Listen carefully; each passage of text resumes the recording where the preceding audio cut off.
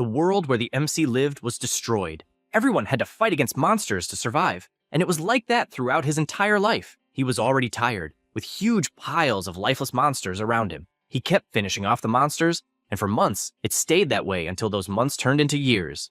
In the end, 10 years passed as if they were nothing. With a single sword, he cut down every monster that appeared before him and was never afraid. Until finally, the final boss appeared with his colossal size. The monster commanded him to give up, since, in the end, the whole world had already knelt before the chaos. He did not let himself be intimidated by that, and the monster thought it was a waste of talent since he could become one of his elite soldiers. The MC found that funny, told him not to make him laugh, and charged straight toward the boss. The monster made the first strike and he dodged, but at the same time hit the mutant's fingers, who looked closely at the hero, who also stared back, but with an attack coming in his direction, and due to the speed, he got hit anyway. The monster finished his attack saying to resist as much as he wanted, since in the end, he was nothing more than an insect. The MC was wounded in various places, and retreated since he was thrown far away. He gathered momentum, and once again charged toward the mutant. However, this time, the boss just raised his arm and landed an extremely powerful blow that threw the hero hard to the ground.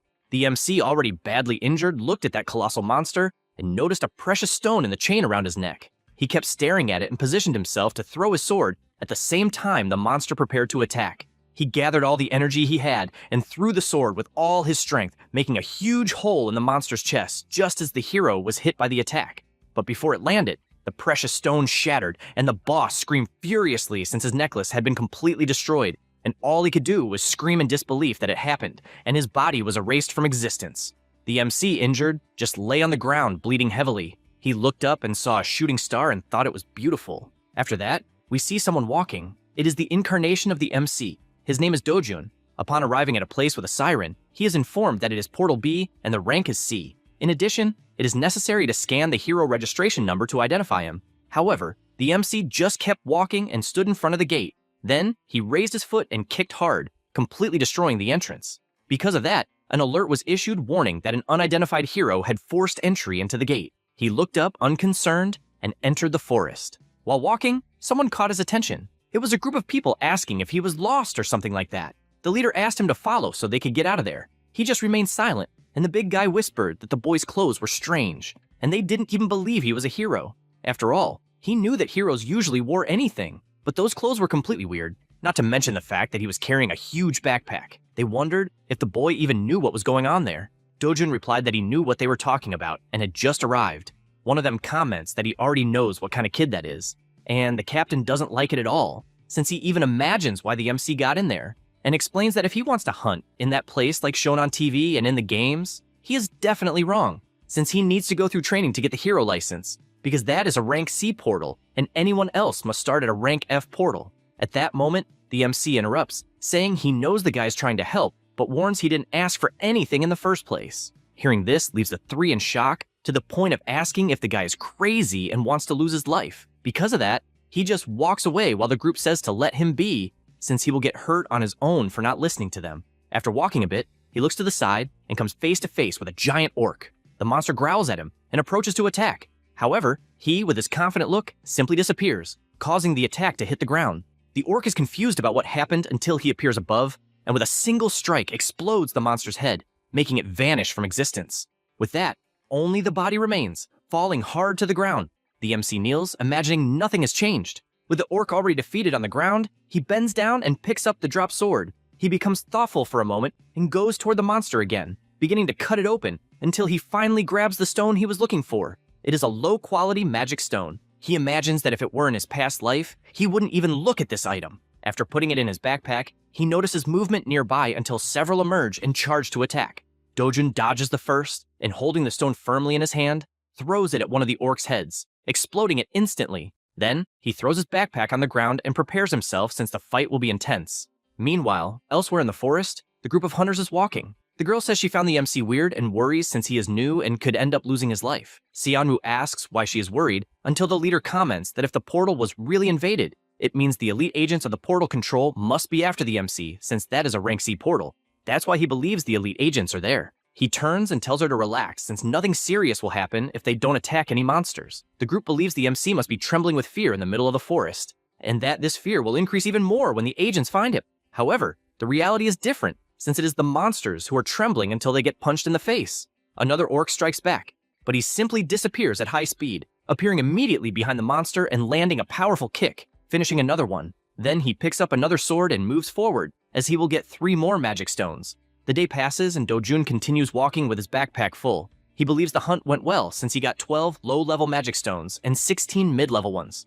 At that moment, an elite agent appears and shouts that he found the target. The MC turns and comes face to face with 4 people standing in front of him. One of the agents says they are the portal control team and asks him to show his hero registration card, since if he doesn't have one, he will need to accompany them. Dojun doesn't understand what portal control means, and the man, releasing his aura, just orders him to cooperate. He stares back and resumes walking, finding it annoying. The team leader notices the lack of cooperation and orders the MC to be handcuffed, warning once more that if he doesn't cooperate, they will need to use brute force. Then one of them grabs his arm and says that if he resists and gets hurt, it won't be their responsibility. However, Dojun pulls his arm away with his other hand, terrifying the agent with such strength. Then, with a serious look, he tells them to stop bothering him. The agents realize the danger and draw their weapons.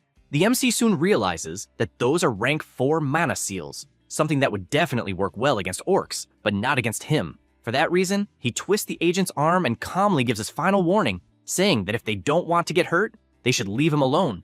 The agents attack, but Dojun blocks both weapons and dodges the head from one of the punches. Then, he prepares his leg and lands a knee strike right on one of their backs, and at the same time a precise kick to the other stomach, throwing him far away. The redhead, who was just observing, begins to worry about what he just saw. He fixes his gaze on the target, but notices it is disappearing, getting confused by what's happening, but it's too late since he receives a punch straight to the pit of his stomach that forces him to retreat. The MC calls his attention and asks if it's not a problem not to have a registration. The agent replies that it isn't, as long as he doesn't do anything illegal in the portals. However, he asks about the Rift Zone, leaving the agent scared. These are passages to other worlds where bizarre monsters appear, opening throughout the globe. The byproducts obtained from hunting monsters are used as new energy sources. For this reason, the places where the country completely controls the passages and confines the monsters are precisely the gates.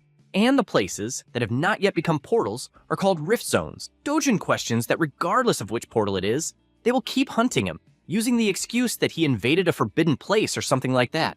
The agent agrees, saying that if an unregistered hero enters a portal without authorization, the portal control teams are automatically notified, and those closest will take action. He assures that it's not as easy to enter a Rift Zone as it is to enter a portal. The MC approaches almost instantly, questioning what should be done in this case.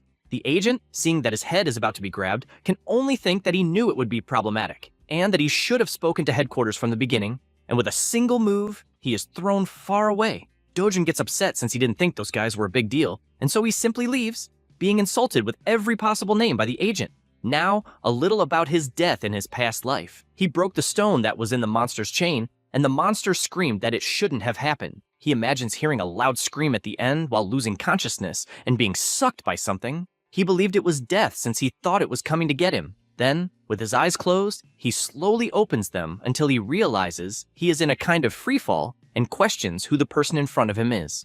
The boy introduces himself as Dojun and says he is losing his life. Because of that, he only asks that his wish be fulfilled so he can leave peacefully, but the MC just refuses, leaving him downhearted by this quick answer. He warns that he regrets nothing and that he fought desperately for 10 years only to be betrayed by his comrades in the end, and his land was being destroyed and all his friends lost their lives as well as his family, and he assures that even with all his efforts, in the end, life means nothing, and so he asks if the MC doesn't also feel the same way. Dojun responds that even though his life ends this way, he hoped that his grandmother and sister, who are still on Earth, wouldn't live like that. The MC sighs and says it's okay, asking him to say what he wants. He gets excited and tells his wish. Back to the present, there is the digital complex of Gasan, Gainshan in Seoul. It is currently called the Hero Complex, as the exchanges of gate byproducts have become far more numerous than information technology companies. The MC kept walking among the people, until finally reaching his destination. The employee greets him, and Dojun says he would like to sell some magic stones. The man says he is in the right place, as they can buy them for the highest price in all of Korea. The magic stones are placed on the table, and the man is startled because not even the monster dirt on the stones was cleaned. Then he says he will analyze them and asks him to wait a little, offering coffee while he waits. He says it's all the same and starts drinking his coffee while the stones are analyzed. The buyer counts 12 low-level magic stones, 16 medium-level, and 5 high-level, and asks if he is aware of the 40% fee they have. After calculating, he says they will keep a total of 5,460,000 wons.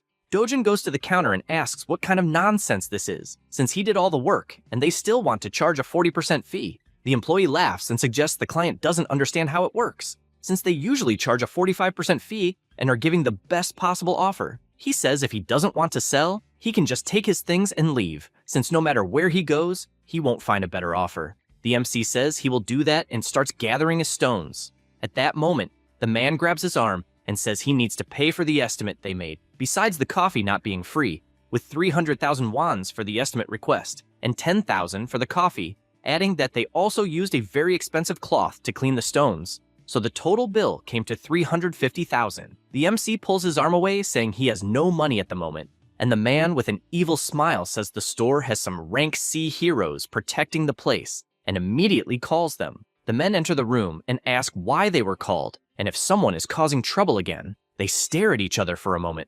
The buyer is shocked at what he just witnessed, and then one of the guards is thrown onto him with a single punch from Dojun, finishing off all three. After that, he starts walking and slams his hand on the counter, cracking it, while saying that because of this, the fee will be 1% and assures they will now negotiate fairly. With everything settled, he leaves, and when he arrives home, he throws a block of money on the table, leaving his grandmother and sister surprised. The old woman asks what money that is, and he, not knowing what to say, makes up that he lent the money to a friend to open a business and it ended up succeeding. She finds that strange and asks since when he has any friends.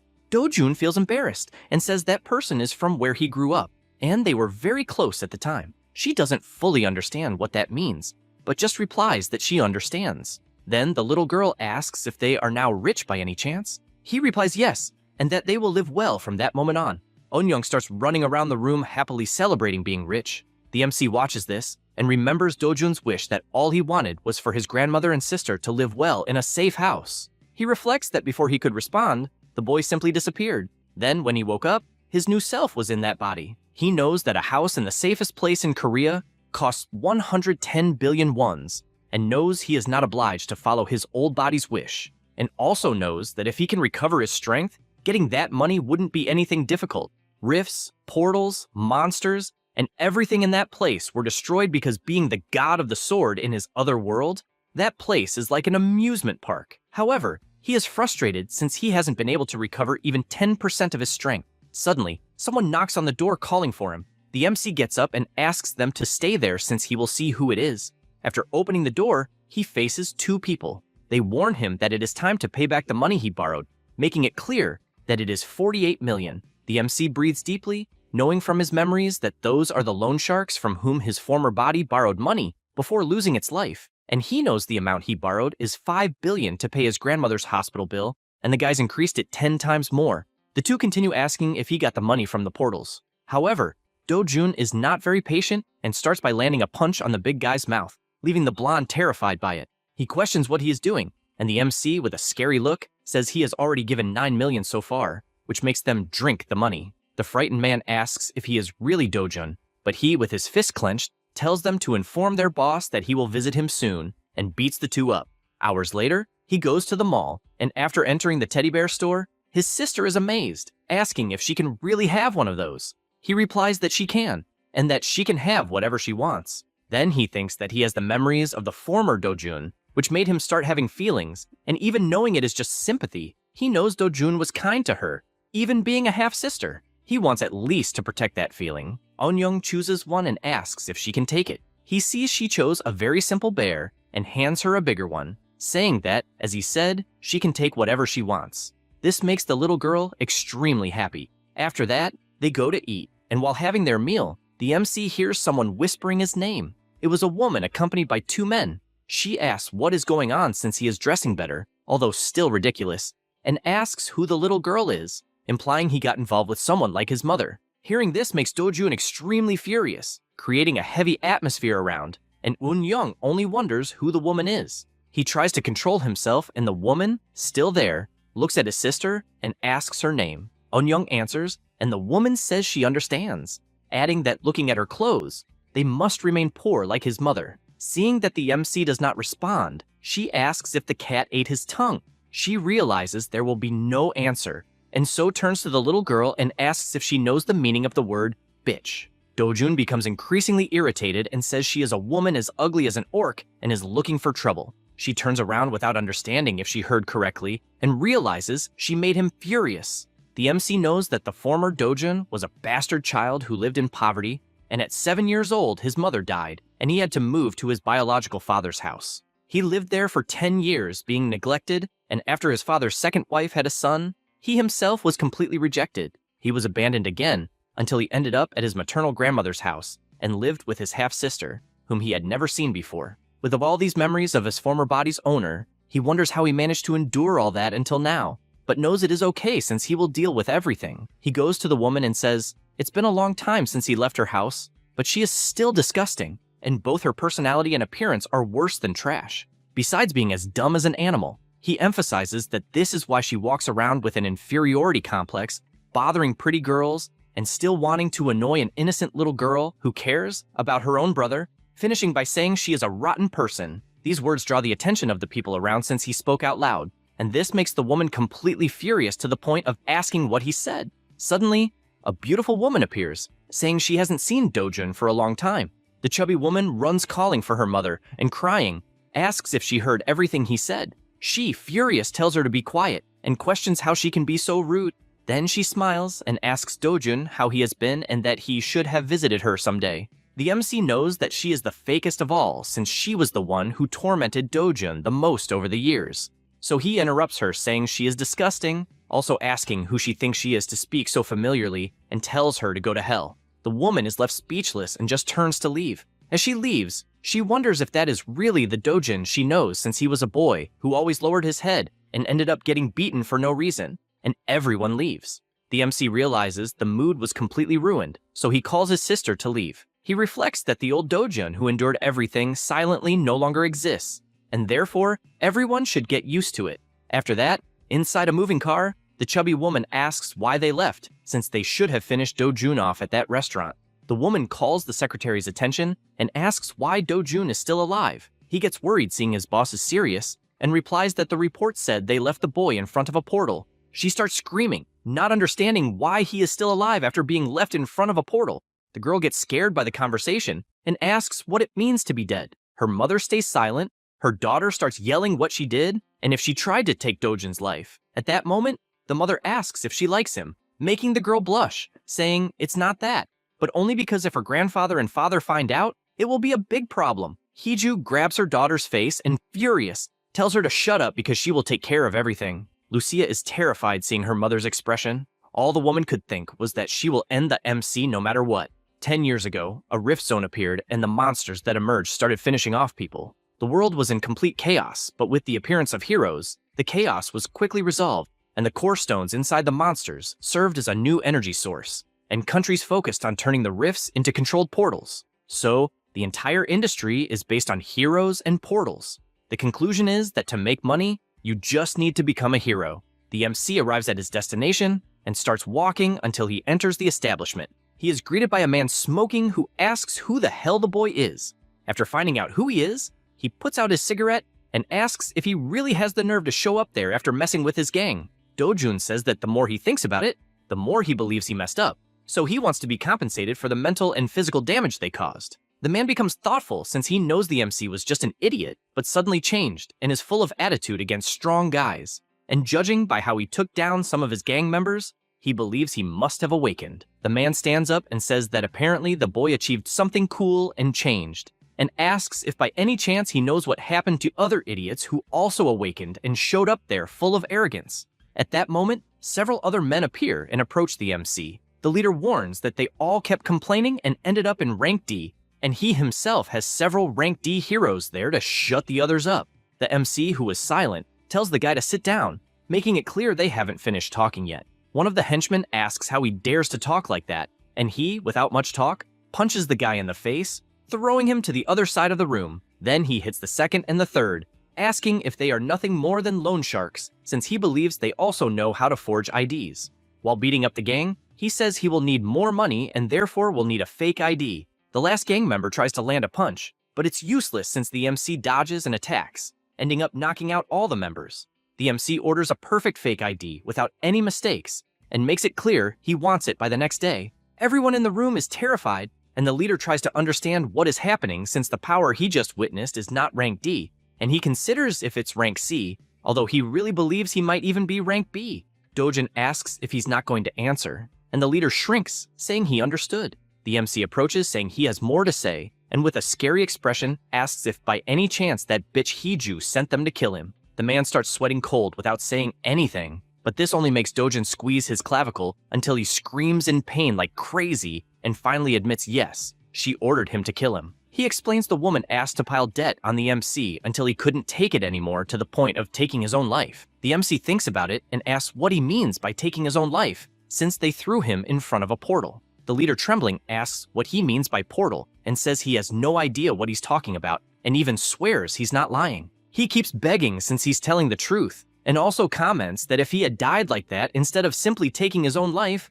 the woman wouldn't even pay. The MC thinks about it since it makes sense and says the name Cheol Woo, warning that he wants all information about this guy by the next day since that is the name of the one who dragged him to the portal. He says this and leaves.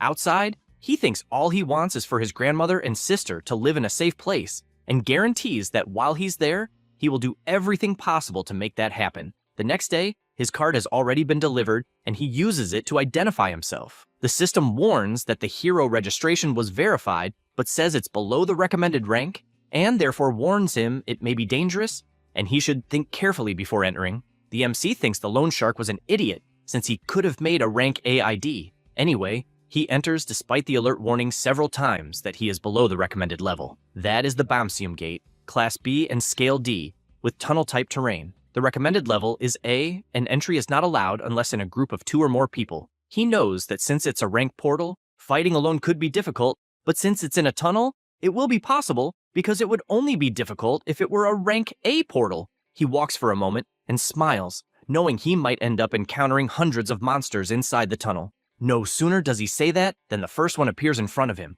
He gets excited since he liked finding one right away, and even with the monsters charging at him, he manages to finish them off while collecting their stones. One of them opens its mouth, showing its long, venomous fangs. He is aware that it's the black-fanged snake that can cause paralysis with its venom. Because of that, he runs and, after positioning himself, unleashes several attacks on the monster until he splits it in half. He notices that the venom landed on his glove and laments it, as he basically threw 300,000 one away. Then he hears something and notices more snakes approaching. However, that's nothing, as he starts finishing them off one by one, with their goo being splattered in all directions until he finally defeats them all. He digs his claws into the snake and finds it strange that there's no magic stone. Only then does he reflect that, if it's like in his old world, the drop rate for magic stones from the black-fanged snake is still 3%.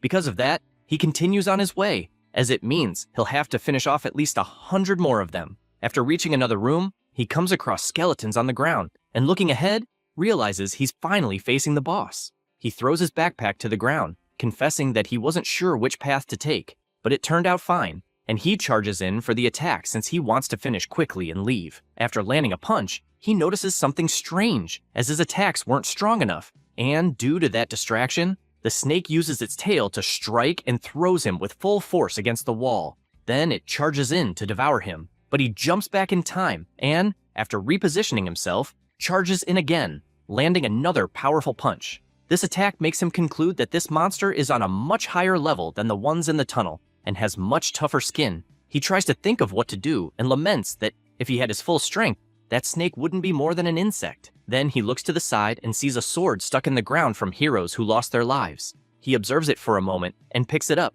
as despite being worn out, he has no other option. Besides, he knows it doesn't matter how old a sword is, since what matters is who's holding it. The boss wastes no time and charges in, but Dojin jumps and, already in the air, tells it to consider it an honor to be finished by him. Then he grips the weapon firmly and delivers his powerful slash that lights up the entire hall. After this attack, he stays silent for a moment and realizes that even though he defeated the boss, the sword also broke, and it would have been bad if he had missed. He goes to the monster's body and starts checking for items, and removes one of its fangs, as despite being small, it can be used as a sword and, if properly refined, can even be useful. The MC doesn't complain, as the job pays much better than a normal one anyway. Having finished everything, he leaves the portal and realizes it's already nighttime, so he ended up spending more time than he thought. He thinks he needs to recover his strength soon, and he's also happy that his colleagues weren't there to see him like that. Meanwhile, elsewhere, a man shows the stones he obtained during his mission. The buyer confesses that he got many high-quality magic stones and says the fee is 40% as usual. The man is outraged, questioning if the fee isn't too high since he is a loyal customer and wants to know if he could get a discount. The buyer, counting the notes, replies that their fee is the lowest in the market and adds that the basic fee at the portal center alone is 5%. And since they don't record the transactions, they don't even charge an additional fee. He hands over the money, saying they consider all these things so heroes can get the best possible profit. The man starts counting the money, agreeing with what was said, and asks the buyer what the hell happened to his face since it's all beaten up. Mark says a crazy guy came in and hit all the guards, and he himself got caught in the middle. The hero says he understands and comments that they probably let their guard down since the guards are rank C, and also suggests looking for guards based on skill, not rank, since ranks are just a government convenience. But in the end, what matters is skill. Then he says there is a difference between a guard who just got his license and a hero who hunts monsters and risks his life. The seller gets fed up hearing this, just wanting the guy to leave instead of babbling. The man says they may not have known each other for long, but asks to be called if needed and leaves.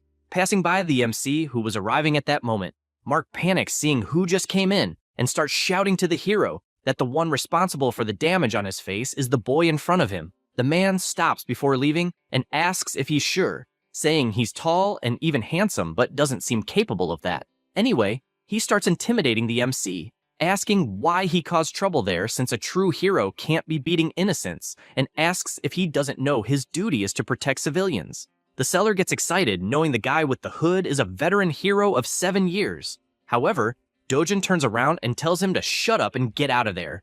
This makes the man furious and Mark happy since things are about to get rough. The MC asks if he wants to take revenge or something. He gets angrier until his veteran intuition kicks in, aware that the main cause of heroes' deaths isn't monsters, but fights with other heroes.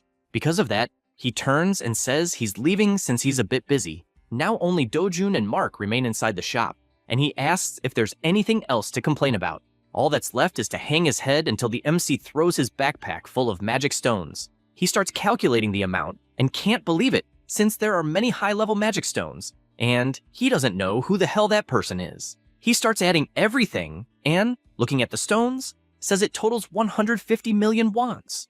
Dojun imagines he hunted all day, and the stones are only worth 150 million and tells him to pay quickly. Mark says he still needs to deduct the fees, but sees the sinister look in front of him and wonders if he said something wrong. The MC smiles, saying there is really 1% fee to deduct, and asks for 148 million wands after that deduction. The boy gets furious wanting to punch the MC since the commission is 40%, but that's only in his head since he's not crazy to do that, and just says that for transactions above 100 million, he needs his superior's approval. Dojun, with a serious face, orders to get the approval quickly. The seller starts fiddling with his phone to contact his superior to explain what's going on, but without noticing the phone is taken from his hand, and Dojun, losing patience, tells his superior to send the money immediately if he hasn't understood. The man shouts through the phone that he understands and tells to return the phone to the employee. However, what he does is throw the cell phone against the wall and still says it's to get the money quickly, since, as he heard, the superior said he had understood. Mark is shocked seeing the destroyed cell phone beside him and immediately grabs all the money from the magic stones. With that resolved, the MC leaves saying it's always very good to do business there. However, the seller is upset since nothing good happened. 10 minutes pass and someone enters the shop. It was the owner of the establishment asking why the phone wasn't answered and wanting to know what strange call that was earlier. Mark just tells his boss he's quitting and, showing the condition of the cell phone, says he can't take it anymore. The owner of the place looks fixedly ahead in the boy's direction, immediately takes his phone, and calls his emergency contact, saying he needs them to show up at the shop immediately. The woman replies she understood and keeps walking, being an attraction to all because of her beauty, leaving everyone amazed. She doesn't waste time and soon arrives at the shop and enters to be attended. Mark is shocked since he recognized her instantly. She asks him not to react like that since she's an ordinary person. However, all he can imagine is that she is the 4th rank S heroine of Korea, and, although he knows little, He knows she is the niece of the shop's boss and doesn't understand what she's doing there. She soon asks if there is a hero causing problems in sales and giving her uncle a headache, and, after sitting down, asks to hear everything that happened. Meanwhile, elsewhere, Dojun is meditating in his yard. He imagines he has been hunting all day and hasn't made much money and knows he needs to start entering rank S portals soon. For that, the most important thing he needs to do is recover his power. However, unlike the world of his past life, the atmosphere in that place is scarce. And even though he keeps absorbing all the time, he thinks it will take about 3 years. Then he thinks it would be interesting to get great equipment, but knows that, unfortunately, in that place, even junk equipment costs way too much. At that moment, he feels something and immediately yells to his sister, who, looking to the side, is grabbed by him, asking her to go inside immediately. He rushes in, and his grandmother asks what happened. A strong tremor starts, and the little girl panics, asking if it is an earthquake. Dojun imagines it's not, since he is absolutely sure it is a rift forming. His grandmother, still confused, asks what is happening, and he just tells them not to go out, since it is dangerous outside at that moment, and on his own, he attacks the purple structure that formed. At the same time, at the Hero Association in the metropolitan city of Seoul, people call the leader saying they detected a new rift in the district. He thinks it's annoying since a new rift formed in 63 days and shouts to activate the White Lion Guild since the location is in Mapo, also calling any hero nearby. Then he asks exactly where the rift appeared and they reply it was in the garden of a house. He thinks it's annoying since it could be a headache, because if any civilian enters the rift, no one else can enter until they come out. And that's not the worst, since he also knows that if someone dies inside, a monster wave will emerge for the next 10 days, and if that happens, the entire region will be destroyed. Because of that, he asks to check if anyone entered the rift, and the blonde guy answers that a young man named Dojun entered the portal minutes before, according to the elderly woman who reported it, and he did so trying to save her and the little girl who was in the house. They conclude that means a civilian entered instead of a hero, and so he asks what the probability of a monster wave happening is. The staff responds that in that case, the chance is 99.9%. This scares everyone since in that scenario, it will be an unprecedented chaos. Elsewhere, a stack of papers is thrown on the table, and Hiju receives the news that Dojun awakened and says, "That doesn't make sense." The secretary responds that the boy has not yet been registered by the Heroes Association, but even so guarantees that he awakened. She becomes furious and asks what the hell the loan shark did, since everything indicates that she herself should have finished the MC and does not understand how things got so complicated, since the loan shark did nothing and still kept the money. Still irritated, she orders him to talk to Chiolwoo to order him to finish Dojun at once, and if he does not do it, the guy must pay 10 times more than she paid to carry out the service. The bald guy says it will not be necessary, since he learned that a rift appeared right in Dojun's garden, and also confirmed that the boy entered the rift and it will even be announced on the news. She asks if that means they will never see the boy again. He answers yes, but she is not so relaxed about that, and therefore orders him to keep an eye until they are sure. Inside the rift, the MC finds himself in a forest. He thinks it is hard to believe, but that is the Patisua forest, which he always used to go to as a child. He realizes this because the forest with its big trees and grass, along with the abundant mana in the air and even the wind, absolutely everything is the same. Knowing this, he looks in a direction, and after walking a bit, it realizes it is as he thought, since he reached the world tree. He knows that it is an ancient spiritual tree full of high purity mana. After touching the tree, he thinks that in his world that tree was destroyed because it was burned and the mana flow was altered, but he realizes that in this place it remains alive and strong, and he does not know why, so he concludes that he might recover his power with that tree. Without thinking twice, he begins to meditate with the goal of absorbing as much mana as possible and restoring his former power. Time passes, and he does not lose focus. Days go by, and he even realizes that he ended up forgetting to eat or sleep, since he focused only on his breathing for 10 consecutive days. After nightfall, he opens his eyes. Having felt the presence of some monsters, he realizes that the monsters are called Volcana, and were the ones responsible for burning the world tree in his past life. They start to advance, and all he imagines is that it would be very good if he had a water attribute sword. The monsters get closer and closer, and he prepares himself, saying it doesn't matter anymore because he will crush them all. Then, he stretches out his hand and releases his power after accumulating all that mana. The monsters begin to scream in pain, and he stays focused all the time.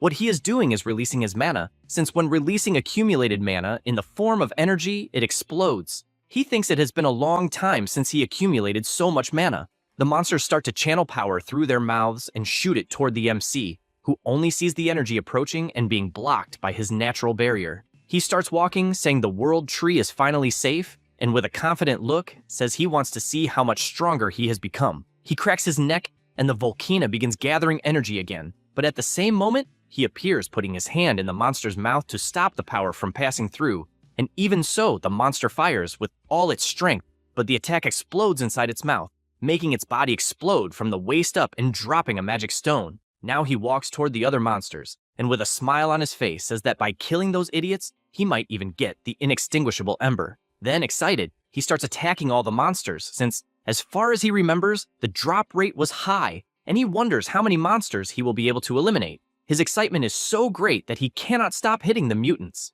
After finally finishing, he sees a kind of golden coin among the dropped magic stones. He bends down and picks it up, knowing that it is the inextinguishable ember. The MC gets excited since he really managed to get his hands on that again, like in his past life, and a flame begins to arise in his hand. He sees that and can only think that it would be good if he could absorb more mana from the world tree, but he knows it is too much for his current body. So the most he can do is absorb that Ember E, changing the attribute of his mana to fire. After his whole body is covered in flames, as well as his mouth, he thinks that in his past life he didn't need to do this. So he didn't know it would take 10 minutes to absorb just one. He starts moving his arm to see how he feels, and notices more embers on the ground, deciding to absorb as many as possible. Outside, many people are watching the rift, along with numerous reporters.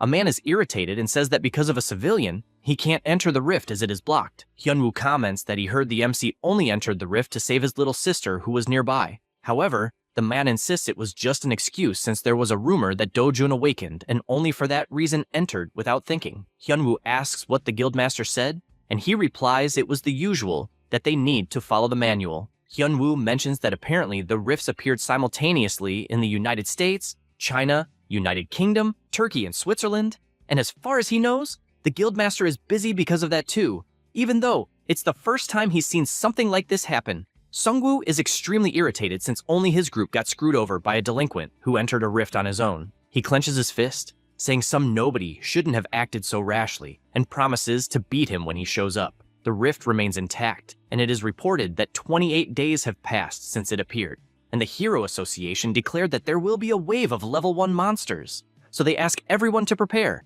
as this is what will happen if the civilian who entered doesn't leave in 2 days.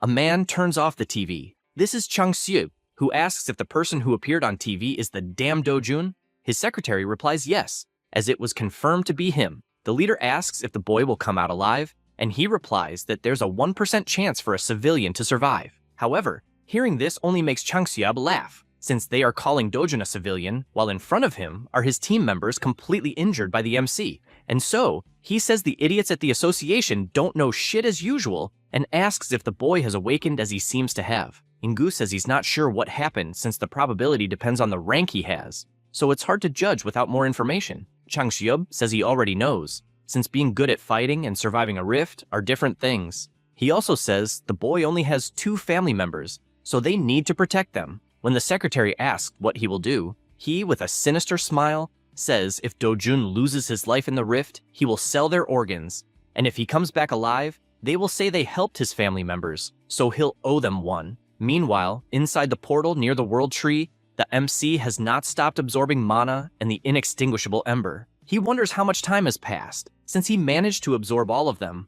Now he can use his mana with the fire attribute as he wishes, and his resistance to fire has also increased absurdly. He reflects that the fire attribute alone already puts him at a higher level than when he was called the Sword God. He places his hand on the tree and gives thanks, since both in the past and in this life it has helped him. Then he starts gathering the magical stones on the ground and says he probably won't see her again, but promises that if she is in danger again, he will protect her no matter the cost. Back in the world, already at night, Dojun finally leaves the rift. He notices there is no one within a 1-kilometer radius and wonders if the evacuation was because they expected the monster wave. However, in another direction, he senses an aura and runs to check what it is. He sees 2 people talking and starts thinking that by their clothes they are heroes waiting for the rift, and knows that if they catch him, it will be a problem. Then, he creates a ball of flames in his hand and throws it into the air. The fire heads toward a house and, upon impact, explodes, causing everything to catch fire. The two panic, asking what that noise was,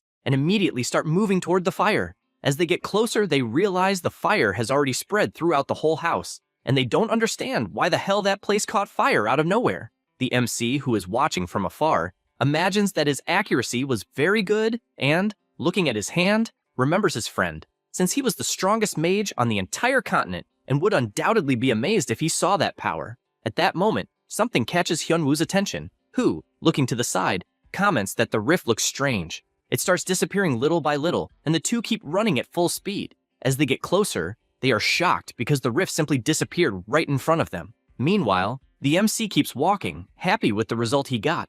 The next day, it was announced that the new rift that appeared in the Mapo district disappeared early in the morning, and that it had been exactly 29 days since someone entered the rift, and the Heroes Association, which was preparing for the waves of monsters, was surprised to witness such an unexpected phenomenon, which led them to start an investigation. They also announced the inexplicable fire that occurred near the place where the rift was. People gossiping whether the boy who entered the rift lost his life, thinking it was more than deserved, since one should not do that alone. The MC just walks by observing that conversation and continues on his way, imagining that if the rift disappeared, then no one else will be able to see the world tree, and, although he thinks it's a shame, he feels relieved. He finally arrives at the place he was heading to. Inside, two people are talking, and the smoker says that if the MC lost his life, then it's over for the old woman and the little girl. His colleague agrees and also comments that their boss, being a civilian, will make a lot of money. The smoker said the old woman doesn't have much to enjoy, but thinks the little girl will grow up to be pretty, and believes the boss is looking for something to do with her at that moment. At that instant, someone calls for them. It was the MC with his terrible aura, asking where their boss is. At that moment, a car stops in front of the place and a person gets out. It was Chang Seob, accompanied by his secretary. He laughs, saying that now that Dojun lost his life, he can sleep in peace, and asks what's on his schedule that day. Ingu checks his notes and says he has lunch scheduled with CEO Bark, and after that, nothing in the afternoon. He asks if that's serious, and orders to ask Madame Kang to visit him that night, besides arranging some new girls for him to have fun with. They start going up the stairs until they are shocked to see one of their subordinates getting beaten up. He freezes at what he's seeing since another subordinate was defeated in moments. He realizes who the person in front of him is, and the MC, with his evil look, comments that apparently a dog was messing where he shouldn't. Chang Xiaob can only tremble in fear before that aura. Dojun puts his feet on the table and asks if he has gone deaf. Chang Xiaob is on his knees while the MC is sitting until he orders him to bark, since he doesn't think a bastard like him should be treated as a human. He obeys and starts barking as if there's no tomorrow. Their subordinates stand with their backs turned, unable to do anything, just listening to what's happening. Dojun approaches and orders him to bark louder, and accuses him of pretending to be an ally, but as soon as he saw an opening, stabbed him in the back. Then, he gets closer and asks if he really thought he wouldn't know how to deal with an idiot like him. Chang Xiaob crouches immediately, begging for mercy, saying he will serve as a loyal dog from that moment on. Dojun kicks him in the mouth, throwing him backwards with his head on the floor. Then he calls the secretary and says he will be the new boss, ordering him not to work like a dog for a guy who isn't even human. He also says he will probably like getting rid of trash like Chang Xiu, and therefore gives permission to do so. The Four Eyes starts to sweat cold until he crouches down, warning that their boss has many connections, and that if he himself suddenly becomes the boss, he believes people will find it strange. Therefore, he asks to give the leader a chance. However, the MC questions why he is acting that way, since he knows he is an expert at putting people in barrels and throwing them into the oceans, or even crushing them in a junkyard. Then he assures that if he does not want to help, he himself will throw their leader into a portal to become monster food. Chang Xiao bows once again, begging for a chance, and saying he will work until the day he loses his life, and everyone keeps begging for that. Dojun finds it annoying since it would definitely be better to cut that guy off to avoid problems in the future. He sighs and says he will see if he has become more emotional. Then he stretches out his hand to greet the leader, who becomes extremely happy for the chance. He apologizes for everything he did and assures he will serve very well, but soon he notices something strange and realizes his hand is on fire when grabbing the MC's hand. Dojun stares and warns that this will be the last chance he gets, and with a simple pull, he rips his hand off, turning it to ashes instantly. Chang Xiab screams wildly in pain, and the MC just looks back and gives a final warning, making it clear that if he sees anyone touching even a finger of his family again, everyone there will lose their lives. Then he orders to protect them responsibly 24 hours a day, or they will also die. With everything that happened, Dojun was officially considered missing along with the Rift. The government, the Hero Association, and all kinds of newspapers and media are treating him as if he were already dead. He knows that if people find out he returned, he will only have problems, and imagines that soon Chang Xiub will find a new house, so he should prepare for the move. His sister is happy, eating a hamburger, and with a smile on her face says she is glad they are moving. The MC says she will be able to go to daycare with other children, and next year, he will also do something like that. However, the girl becomes depressed, which makes him desperate to ask what happened and if she does not want to go.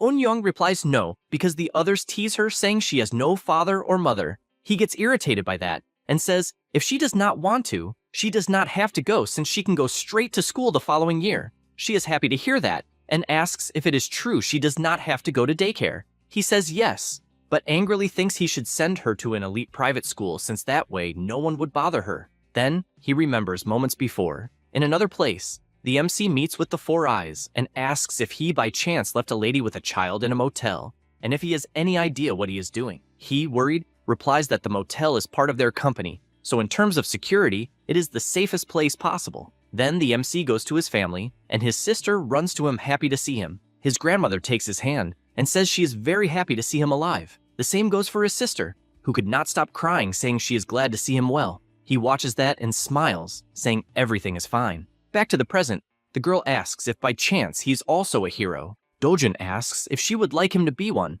but she says no. He does not understand why, and she says she heard that a hero fights monsters and sometimes dies, and that is why she and their grandmother want to stay with him forever. Dojun hears all this and sighs, since that phrase, stay forever, was impactful. He imagines that even in his world he was the last to survive and lost everything fighting monsters all those years. However, he realizes that at the moment he has something precious he had forgotten. So in this world, he sees he can finally protect that small happiness. In another part of the city, at the Korea Hero Association, Taiwang, the association's founder, asks his employee if it is really impossible to find out anything. She apologizes and confirms, since they really found nothing. He says it's frustrating because if a rift can disappear so easily, it means it can also reappear out of nowhere. She responds that that's exactly it, and that this kind of variable is very dangerous and she doesn't understand how it didn't trigger a monster wave, since she believes it would have been easier. However, he orders her to speak carefully, since considering the people's safety, it was the best possible outcome. He is one of the 100 most respected heroes in the whole world. If he ran for president of Korea, he would easily win, and they say he could have conglomerates if he wanted. However, he is someone who doesn't care about the government or wealth, only about the people's safety and containing the rifts. He asks to take as much time as needed to investigate, and his secretary replies she understands and says that the lady who lived near the rift sold the house. He thinks that's cool and asks to make sure they offer a price well above market to be fair, and if he could offer some support for losing a family member, that would be good too. He goes to his computer and soon notices something, since he learned that the rifts appeared around the world at the same time, and that this is problematic. His secretary asks if by any chance the United States and China have managed to control them. He says the problem is the United Kingdom, since their best heroes are at other rifts. At that moment, a notification arrives, and he can't believe what he's seeing, since it's a worldwide alert that a monster wave occurred in the United Kingdom, still in the morning. The MC keeps walking through the city until he goes to his usual place where he sells his magic stones. He opens the door, and Mark says good morning, until he becomes desperate upon seeing who it is. Immediately, he starts yelling at his manager that this is the troublemaker. The owner closes the newspaper he was reading and stands up, asking if this is the person who abused their goodwill while he was away. Dojun replies that it's the perfect time for the owner to be there and says he has many magic stones to sell that day, so he wanted someone with more authority to handle it. He says this and throws his full backpack on the floor. The man sees this, imagining it must be full of low-level magic stones like last time, and says they won't do business with him anymore, so he asks him to leave. The MC asks why not. The establishment's manager says that a 1% fee is a big loss for the shop, and so they don't want to do business with that kind of person. Dojun laughs, warning they'll regret it, but the manager doesn't care and says there's no reason to continue talking, since only the association charges 5% fee, so none of that makes sense. Then he turns and tells him to leave and never come back. The MC goes to his backpack and dumps the magic stones inside, leaving both Mark and Janwoo shocked. You realize they are heroic magic stones that are worth any price they ask. The MC laughs and says that if they don't want them, it's no problem. This is a heroic magic stone. In Mexico, a famous drug scientist named Kurzman was breaking magic stones trying to create a drug. Things didn't go as planned, and he ended up activating its power and himself awakened as a hero. Since then, this type of stone became famous as an essential item to awaken heroes, and for that, it got that name. They look completely shocked, since it's a rare energy source and a luxury item. The MC says he will store everything and leave, but the manager changes his attitude, asking him to wait a bit. Mark, having nothing to do, starts cleaning the magic stones while Do-jun keeps drinking iced tea. Janwoo, trying to negotiate, asks if he doesn't think 0.5% is too low. He says if he doesn't like it, forget it. But the shop owner says that's not it. He was just curious why he changed it to 0.5%. He replies it's because he annoyed him. So immediately Janwoo bows, begging for forgiveness, saying he wasn't thinking clearly. The MC, without much talk, tells them to stop wasting time, since he wants the answer, if they will accept or not. Mark watches from afar, thinking the MC is an ignorant bastard. Janwoo replies that it's fine, and starts giving a long speech that was enough to make the MC turn away, warning that he will leave. The man begs him to do it for 9%, or they will suffer a loss. Then he asks for 8%, since his boss will kill him if he finds out. Next, he lowers it to 7% and says he can't go lower. But the MC says he never asked to lower it, so the new value is 6%. But he warns that this way it won't work. Mark just watches that humiliation, since Janwoo was already on his knees not knowing what else to do. Then, the MC says he is kind and will leave it at 1%. The man shouts, calling him a damn thief, but actually, that was in his mind, since he's not crazy enough to shout that to someone who got a heroic magic stone. Then the MC makes it more interesting by saying that to let them know, they have 7 more backpacks like that one. The two are shocked hearing this, and the manager shouts for Mark to run at the speed of light to get the contract. With everything settled, he receives 67 billion wons for the heroic magic stones. He reflects that if he continues like that, he will manage to buy the house that costs 110 billion. However, he knows it's not possible to get all that again with the portals, and all he wanted was to be able to enter a new rift. Suddenly, the phone starts ringing with an alert, and the manager asks if it's a monster wave. However, it was just an administrative alert from the Ministry of Foreign Affairs warning about what happened there. He is intrigued by this. Then, he said that useless and unskilled people are pathetic. He keeps walking, imagining that if it had been in another time, he would have run to the rift, no matter the country or association, but he is sure he will not live like this anymore. After that, he goes to a restaurant with his family for a banquet. His grandmother checks the menu and is shocked, since 100 grams of meat was costing 250,000 wons, and she thought that was too much. He just tells her not to worry, since he earned a lot of money on his last hunt. On-young watches the meat, and after bringing it to her mouth, her eyes shine, amazed because the taste is surprisingly good. Sunja stares at the juicy meat until the MC also looks and says he will want a rib, a steak, a sirloin, and pork belly. His grandmother is shocked by how much he ordered and asks if he didn't overdo it a bit, since she doesn't know how they will eat it all. Do-jun, with a smile on his face, asks them to eat with their hearts that day, and, for that reason, they could eat well. She breathes deeply, not understanding the reason for that, until her granddaughter points to a piece of meat in her direction, asking her to eat it because it's delicious. She decides to try it since she has nothing to do and is amazed because it is indeed very good. Everyone continues eating and having fun. At that moment, Jo-yeon enters the restaurant and starts walking between the tables until she reaches the MC and calls him. She asks if they could talk a little, already stating that he is a hero. However, she is interrupted when he asks if she can't see that he is eating with his family, and if she has business to discuss, she should talk to him after he finishes the meal. She processes what she just heard and, irritated, wonders if he has no idea that she is Jo-yeon. Anyway, she replies that it's all right, not understanding how someone could talk like that, then goes to the waiting area. People can't believe it, seeing an S-rank heroine sitting and waiting, besides knowing she is easily one of the top 10 most beautiful heroines in the world. They whisper, wanting to know who is the person that would make her wait. Jo-yeon just stares fixedly, thinking that 2 months earlier, Do-jun was the first person to come out of a rift alive, and the rumors say he awakened inside the rift, but he was declared dead after the rift closed.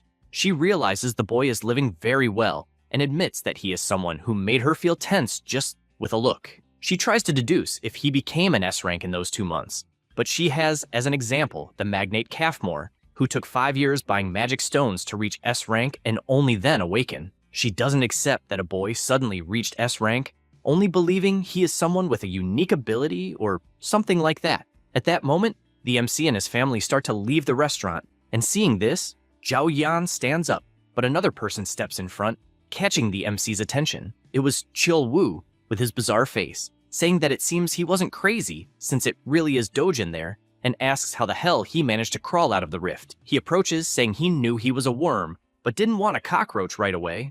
Zhou Yan can't believe it since, among all the people, it's precisely Chill Wu there, and she doesn't understand why. However, the MC just looks away and calls the S rank, asking if she wanted to talk about something. The big guy also looks to the side and sees that it really is Zhou Yan there and asks what the hell is going on. Dojun replies that he has something to do and asks her to help his family this time. She asks what kind of help, and he says to just call a taxi for them to go home, and then, with his intimidating look, says he will be busy since he remembered he forgot to collect a debt, leaving the big guy excited. Then, leaving the restaurant, Julian takes the grandmother and the MC's sister to the taxi and tells them not to worry and to come back safely. She says goodbye until the car finally leaves. Inside, a loud noise is heard, and it was Dojun with his hand raised since he just slapped Chielwoo right in the face, who becomes furious asking if he wants to die. However, the employee interrupts, asking for permission since they can't fight inside. He turns around pushing angrily and tells her to fuck off, which scares all the restaurant customers.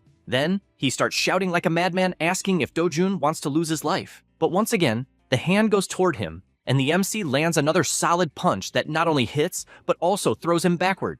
The MC says he wanted to have a talk with him and asks if he was the miserable one who threw him into that portal and left him to die. So he guarantees they have a lot to talk about. Chielwoo laughs and says he has nothing to say to someone who was abandoned by their own father, and that it seems even his stepmother hates him. He takes his cell phone and starts a voice recording, so he asks to repeat everything he said.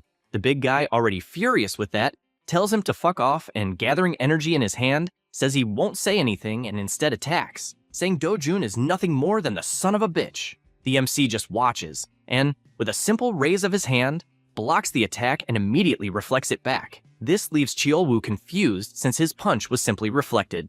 Dojun, still with his hand raised, uses his impulse technique and throws the big guy far away. Without wasting time, he jumps and starts beating that trash. Meanwhile, the restaurant employee is terrified because she needs to call the police and no longer even remembers the number. At that moment, someone appears pulling the phone.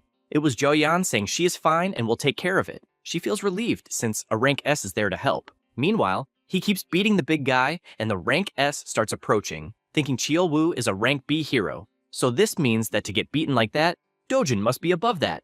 But she also realizes a rank A wouldn't have that much strength until she calls him, making the MC stop the attacks. She warns that if he continues, he will end up killing the guy. He looks ahead and decides to loosen his body. Julian takes the chance to ask what he knows about Chielwoo. He answers that he knows everything he needs to know and asks why, and if she cares about it. She replies that she obviously cares, since the guy's cousin is the rank S hunter called Young Pio. He says he already knows that and asks what the problem is. She is surprised he already knows that and still doesn't care about what might happen, so she thinks he's very naive. She looks at the beaten body on the floor and comments that the only reason the guy acted that way is because his cousin will protect him. So she reinforces that the MC will be in danger from that moment on. He laughs hearing that, and she questions if he is not afraid. Dojun approaches her and says that the fact that they have information about himself is bothering him. He says this with his intimidating look up at her. Meanwhile, the employee is hiding behind the counter, outraged, since a rank S said she would take care of the matter,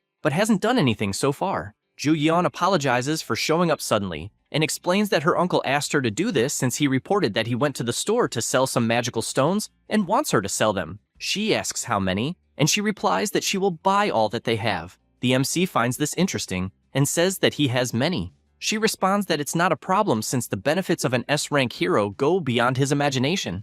Looking at the defeated body on the ground, he explains that it's not that he doesn't want to sell, but that there is a condition. She asks what it is, and he says it's nothing serious, especially for the famous Ju Yan. Elsewhere, someone breaks a bottle on the floor. It was Heju, upset because it was reported that Dojun had lost his life in the rift. Her secretary says he is sorry since even the association thought he was dead. She says she doesn't want to hear excuses and asks how he will handle this. He says he has something to say first and explains that the boy defeated Cheolwoo, but she is shocked, even when the secretary says that apparently Dojun knows something after defeating Cheolwoo. She starts to sweat coldly because if her father or husband finds out, she will be in trouble, and even though she knows she can handle it, she is afraid it will leak to the media and affect her company. Because of this, she instructs not to let it leak to the public, since they will end up losing their sponsors, and that the police must be silenced first. He reassures her by saying that all the newspapers and police have already been silenced. She sits more relieved knowing this. Then he approaches and whispers that it won't help much anyway, since Cheolwoo is Youngpyo's cousin. She is surprised to learn this. Cheolwoo has always been known as trash among the heroes, and as far as people know, Youngpyo cares about his cousin. However, the blonde is just a pawn used to do the S-Rank's dirty work without getting his hands dirty. The secretary says that even for someone important, it would be bad if the police and reporters got involved. She orders a meeting to be scheduled as soon as possible since they need to meet with him and asks about Chang-seop and if he really betrayed them. He answers yes and explains that they are even taking care of Dojun's family. Heju is outraged by this, ordering a call to Mr. Park since they will make Chang-seop pay for betraying and switching to the MC. In another place, several heroes are gathered. There are 37 rift zones in Korea. 5 of them are turning into portals, while the others are under the care of the Hero Association. Juyeon hands over her card, which is immediately confirmed. They go to the entrance, and Dojun, who is also accompanying the mission, imagines there is only one entrance. And even though Juyeon is a famous S-rank, her identity was still verified. Inju approaches her and says she is surprised since it is quite rare for them to be called to a rift zone. This is the Guildmaster Cleome, an A-rank hunter. Juyeon doesn't know what to say and just says she wanted to have some fun. Then she looks back toward the MC. Their conversation at the restaurant went as follows. He said he had a condition, which was to let him enter the rift zone, and if they did that, he would be willing to sell all the stones he has at market price. And the reason for wanting to enter was that he would make more money in the rift zone. She thinks about this since it is too crazy to enter such a dangerous place just for money. She imagines that he doesn't care since thanks to him, she got a heroic magical stone. After they pass the entrance, Inju asks her to be honest and asks who the guy on the mission is. She replies that he is just an acquaintance. The guildmaster is not convinced and asks if he is her boyfriend or something like that. She replies that she isn't and that she was only owing him one and recruited him for the mission as a form of payment. The grasshead is surprised that an S-rank heroine owes something to anyone. As the group walks, they hear something just like the MC. Immediately, everyone takes battle formation since a giant bird is flying toward them. Inju can't believe it's a basilisk, and immediately the captain coordinates the team to defend and attack. However, Dojun just runs past and heads straight for the monster. Seeing this scares everyone because they don't understand what the boy is doing. He gathers energy in his hand since he finally has his first target. Close to the basilisk, he concentrates the flames in his hand and lands a solid punch to the monster's face, sending it crashing forcefully to the ground. Then he descends and stands in front of the knocked-out bird with a huge hole in its head caused by the punch. A group member asks if a basilisk was really defeated with just one blow, but the MC raises his foot and stomps hard, saying it will only die if he does that. Everyone is shocked witnessing this scene until Inju turns and asks who the hell the boy is. Jo-yeon doesn't quite know what to say, and just replies that he's just a very strong boy, but she doesn't accept that answer and starts shaking the captain, questioning how many heroes she knows who could take down a basilisk with a single blow. She is left speechless and says she believes that even the guildmaster could do such a feat and therefore doesn't understand the reaction. Inju doesn't accept this answer since they even witnessed a fight in the air, and with just one punch, he knocked down the basilisk like it was a little bird. Jo-yeon looks scared toward the MC, trying to imagine his true identity. Because of this, she says she will change the plans a bit and says she will go toward the center a little. She asks Dojun for permission, but he quickly interrupts, saying he won't share anything with those who didn't help. Then he puts the stone in his bag. She replies that she's not there to ask for that, and admits she thought he was too strong for such a simple monster, and asks what he thinks about going further in. Immediately he smiles and says it sounds fun. She starts walking, saying she knows that area very well and will serve as a guide, but asks him to stay close so he doesn't get lost. She barely says this and starts running at an impressive speed. The MC notices she suddenly started running, and so he crouches and practically disappears with the speed he has. The group just watches from afar, unbelieving, since as far as they know, Jo-yeon runs at bullet speed, so they think Dojun is the very light. A group member asks if they won't go after the two. The guildmaster asks if it's possible to follow them. He answers that obviously it's impossible, and so they will have to hunt around the surroundings. She goes to the defeated basilisk, seeing the damage the MC caused, reveals that she and the rest of the group are revered for being A-rank heroes, but admits that compared to S-rank heroes, they are insignificant beings since there are powerful people like Zhao Yan and another certain someone whose name she doesn't say. Meanwhile, Zhao Yan is moving at full speed until she looks back and sees nothing and wonders if she should slow down. But at that very moment, the MC, who was already by her side, asks if she could run a little faster, and so she is overtaken. She simply couldn't believe it since she doesn't understand how she was caught, as when it comes to speed, she's top 2 in the entire Korea. The MC decides to walk backward until matching her speed, and confesses that he did not expect her to be so slow, besides not being able to keep up with him that way. Jo Yan shouts furiously, since at no point did she say she would follow him. The MC stared up towards some mountains. He catches her attention and asks what is at the top of the mountain. She is surprised, recognizing the area because it is where the Rift Boss is.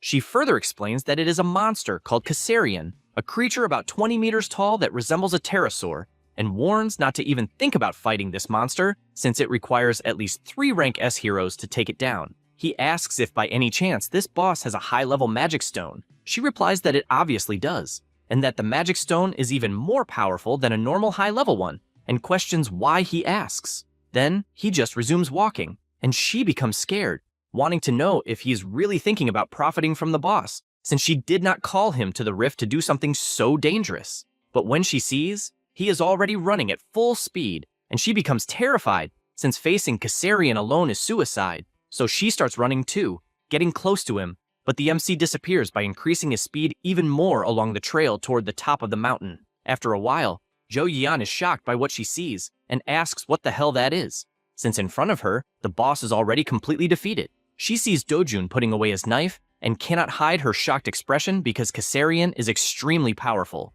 and she even knows of a rank S hunter named Yahello who was known for hunting this boss. When this hero faced him for the first time along with a group of rank A hunters, all were obliterated, leaving only Yahello alive. He was frustrated by this, and, after that event, created a group with another rank S hero and 2,000 rank A heroes, purely for revenge. The hunters attacked with their arrows targeting the boss's wings and also restrained him in various places with their magical bindings. The rank S took advantage of the moment and attacked together with his whole group, but Kassarian also fought back, and the battle went on for hours, being a complete massacre. She says the hero did manage to hunt Kassarian, but most of the heroes died, and because of that, the great guild Sweet Life has not recovered its strength even after 3 years. The MC, who was opening the monster to collect the stones, looks aside and says the girl did not help at all, so he says it's good for her to know what that means. Jo Yan gets furious since at no point did she say she wanted any reward. She remains surprised because if she had not seen with her own eyes the infamous Kassarian being defeated with a single blow by the MC,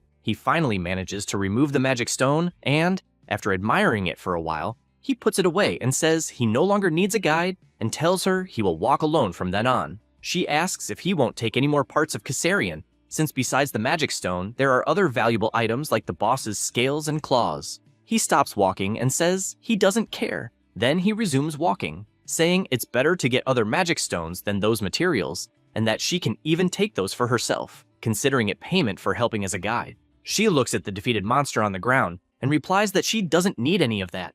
Later in the afternoon, the group of heroes is gathered, and several backpacks are piled up.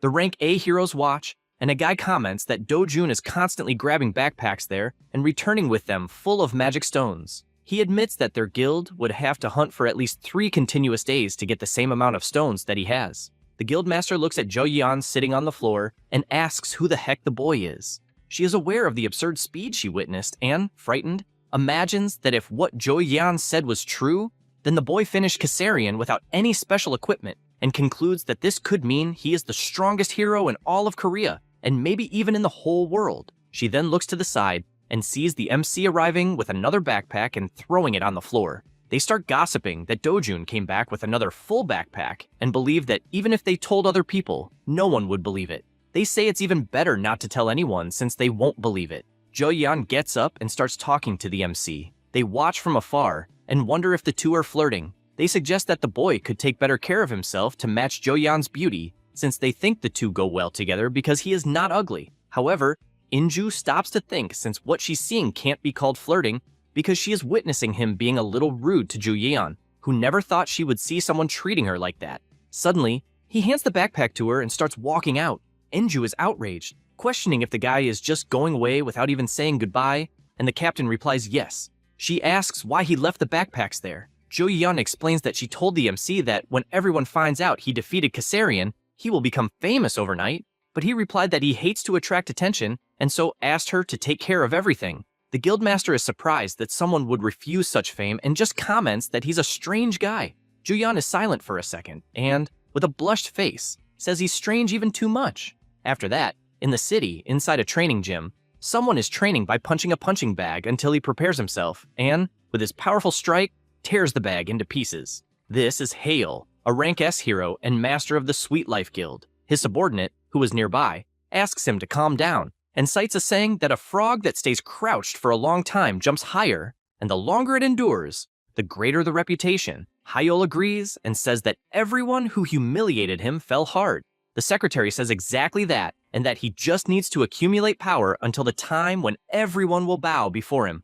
Then he mentions Kassarian, saying that no one knows the monster better than him, since he believes that one day he will be known as the hero who defeated Kassarian with the fewest people possible. The guildmaster grabs the water bottle and starts laughing since, in fact, no one knows that monster better than himself. However, he comments that compared to 3 years ago, their guild's fame has dropped a lot, but assures that it doesn't matter who goes with him, since he is sure he can finish it. The man replies that it is exactly as he said, since there is no one who could do such a thing. Elsewhere, someone is looking at the MC's file. It was Young Pyo wanting to know if it was the said Dojun. His subordinate replies yes, that it's the boy whose cousin left him in a portal to die months ago, and even so, he survived. The boss asks for more information, and he explains that the client is Heeju, executive director of Group T, and is even the second daughter of Group W. Young Pyo concludes that the woman is rich and wonders why the heck she wants the boy dead. He explains that from what he heard,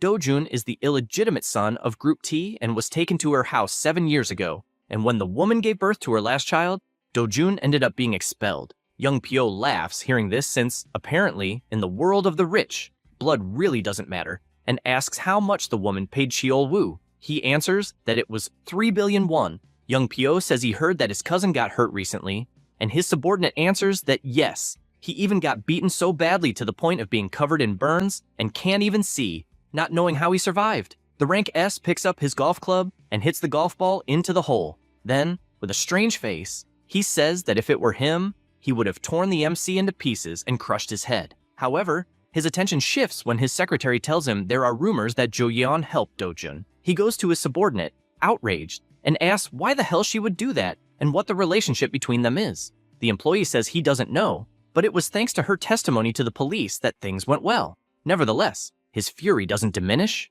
and so he wants to find out what the relationship between them is, because if there is nothing, it means they have some agreement behind the scenes, and he wants to know exactly what happened. The man runs off since he needs to do this immediately. Young Pyo looks down irritably and even crushes the golf club, then throws it on the ground. He worries because Heeju will look for him soon to do what Cheol-woo wasn't able to. Then he relaxes a bit, and again with his strange face says that woman is very kind and very rich. After that, at night, the MC keeps walking through the streets. He reflects that hunting in the Rift Zone is more efficient than any portal, and therefore already knows he will depend on Jo-yeon if he wants to do it again. Back to when they were inside the rift, Jo-yeon says that if she sells the Kassarian magic stone, people will come after her questioning her abilities, and the media will get very agitated overnight, and says she can even hold them off, and still says that if he wants to become famous, no problem, and asks what he will do. He just hands over the backpack and tells her to take care of things. He smiles, remembering all this,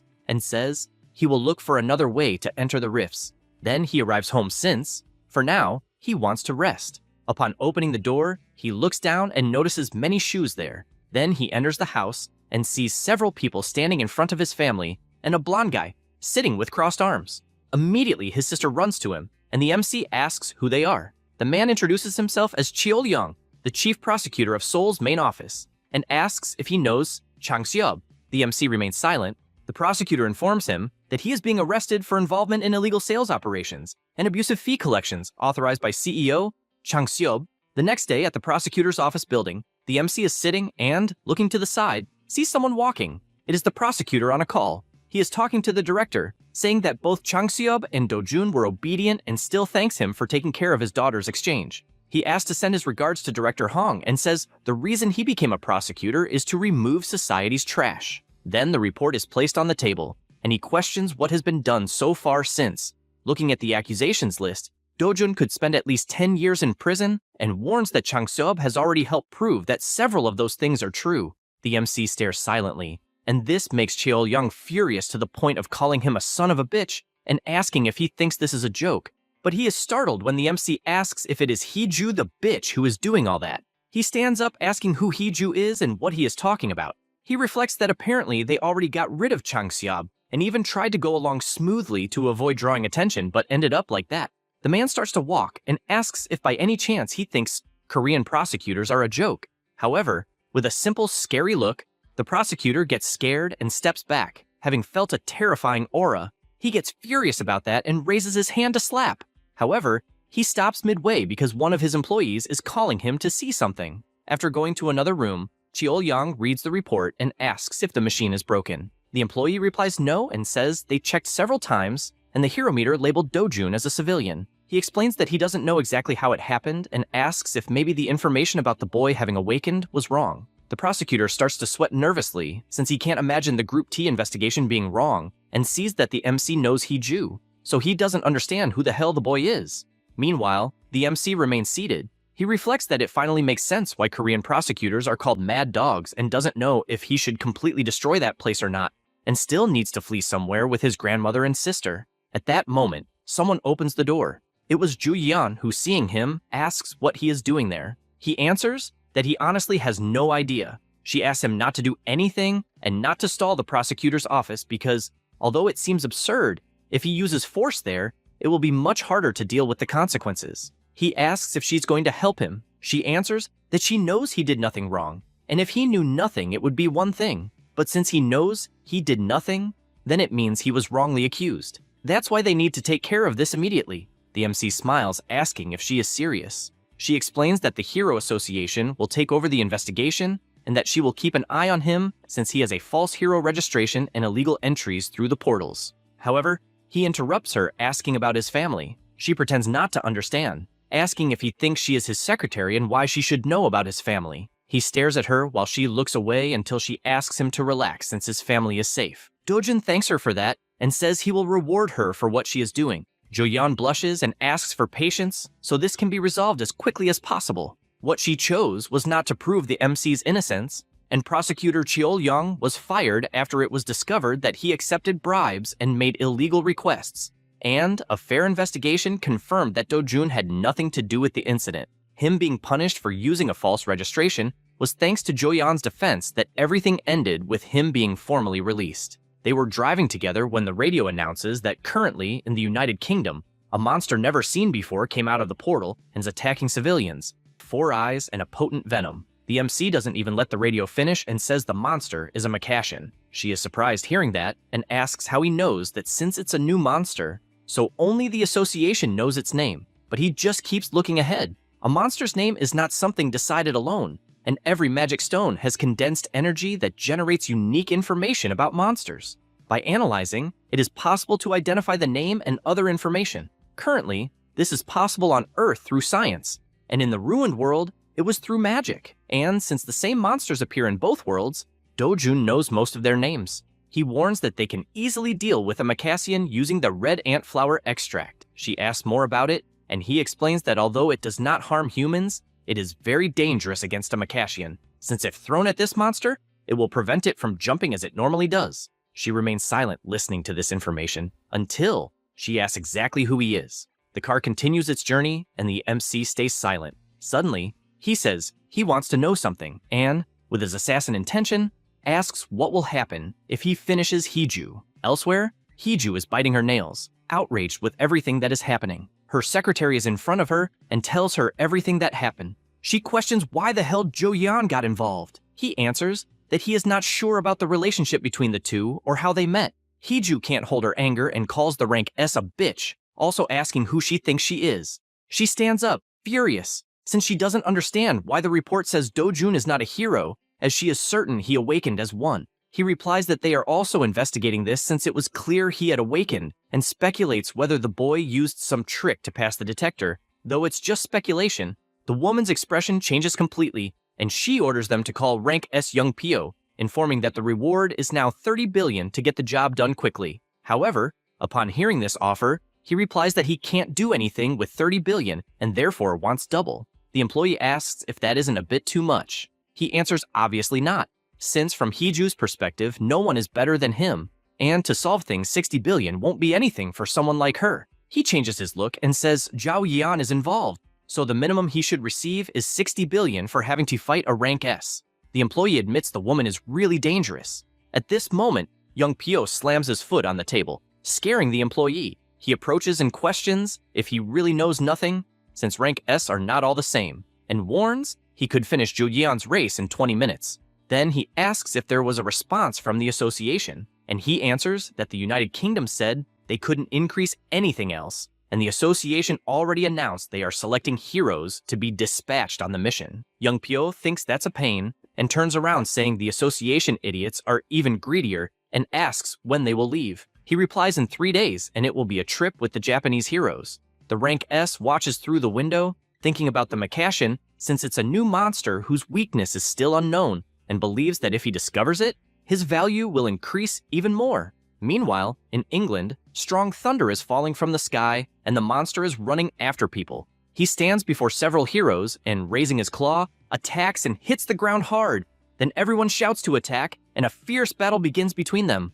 All the heroes use their magic until finally, one of them manages to cut the monster's head, which falls hard on the ground, lifeless. They breathe relieved until they look to the side and notice more monsters approaching, and, having seen it too late, the white-haired is attacked and finished.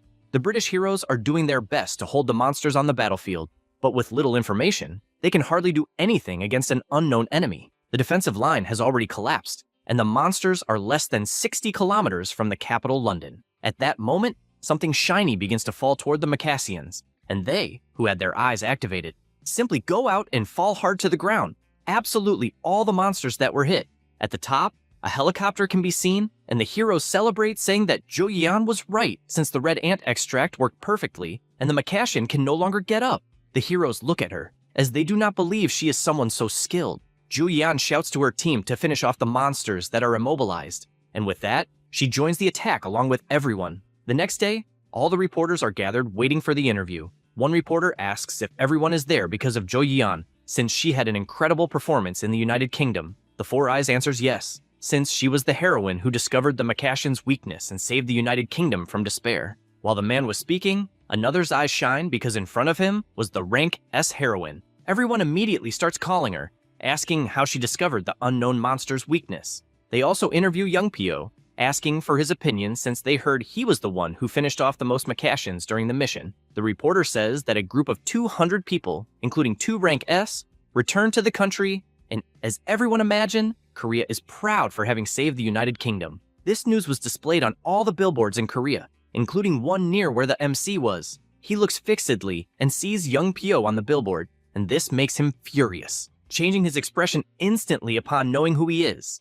Elsewhere, several bags are placed on the table, and the MC asks what that is. Jo-yeon says that one bag is for his sister, the other for his grandmother, and lastly for himself. At that moment, he starts to rummage through the bag, but she asks him not to do that there since he should only open it when he gets home. He realizes they are clothes and says they were probably expensive. She says it's a reward for helping her, since thanks to him, she became a real heroine, and she emphasizes that the gift is small compared to how much he helped her. So she adds that if he ever needs something like a car, she can give him that too. He replies that he'll see and let her know, since she also helped him in her own way. Ju-yeon asks if he would tell how he knew Macassian's weakness if she were to ask, but gets frustrated when he asks why he would reveal something like that. She then changes the subject and asks what he plans to do in the future, guessing it's not something like wishing for world peace, and says things would get much worse if he decides to go after Hee-ju or Young Pyo, as she couldn't let something like that happen if things got ugly.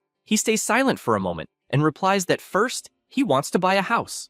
She is shocked, as she didn't expect something so simple, and asks if he's currently renting, and they continue talking.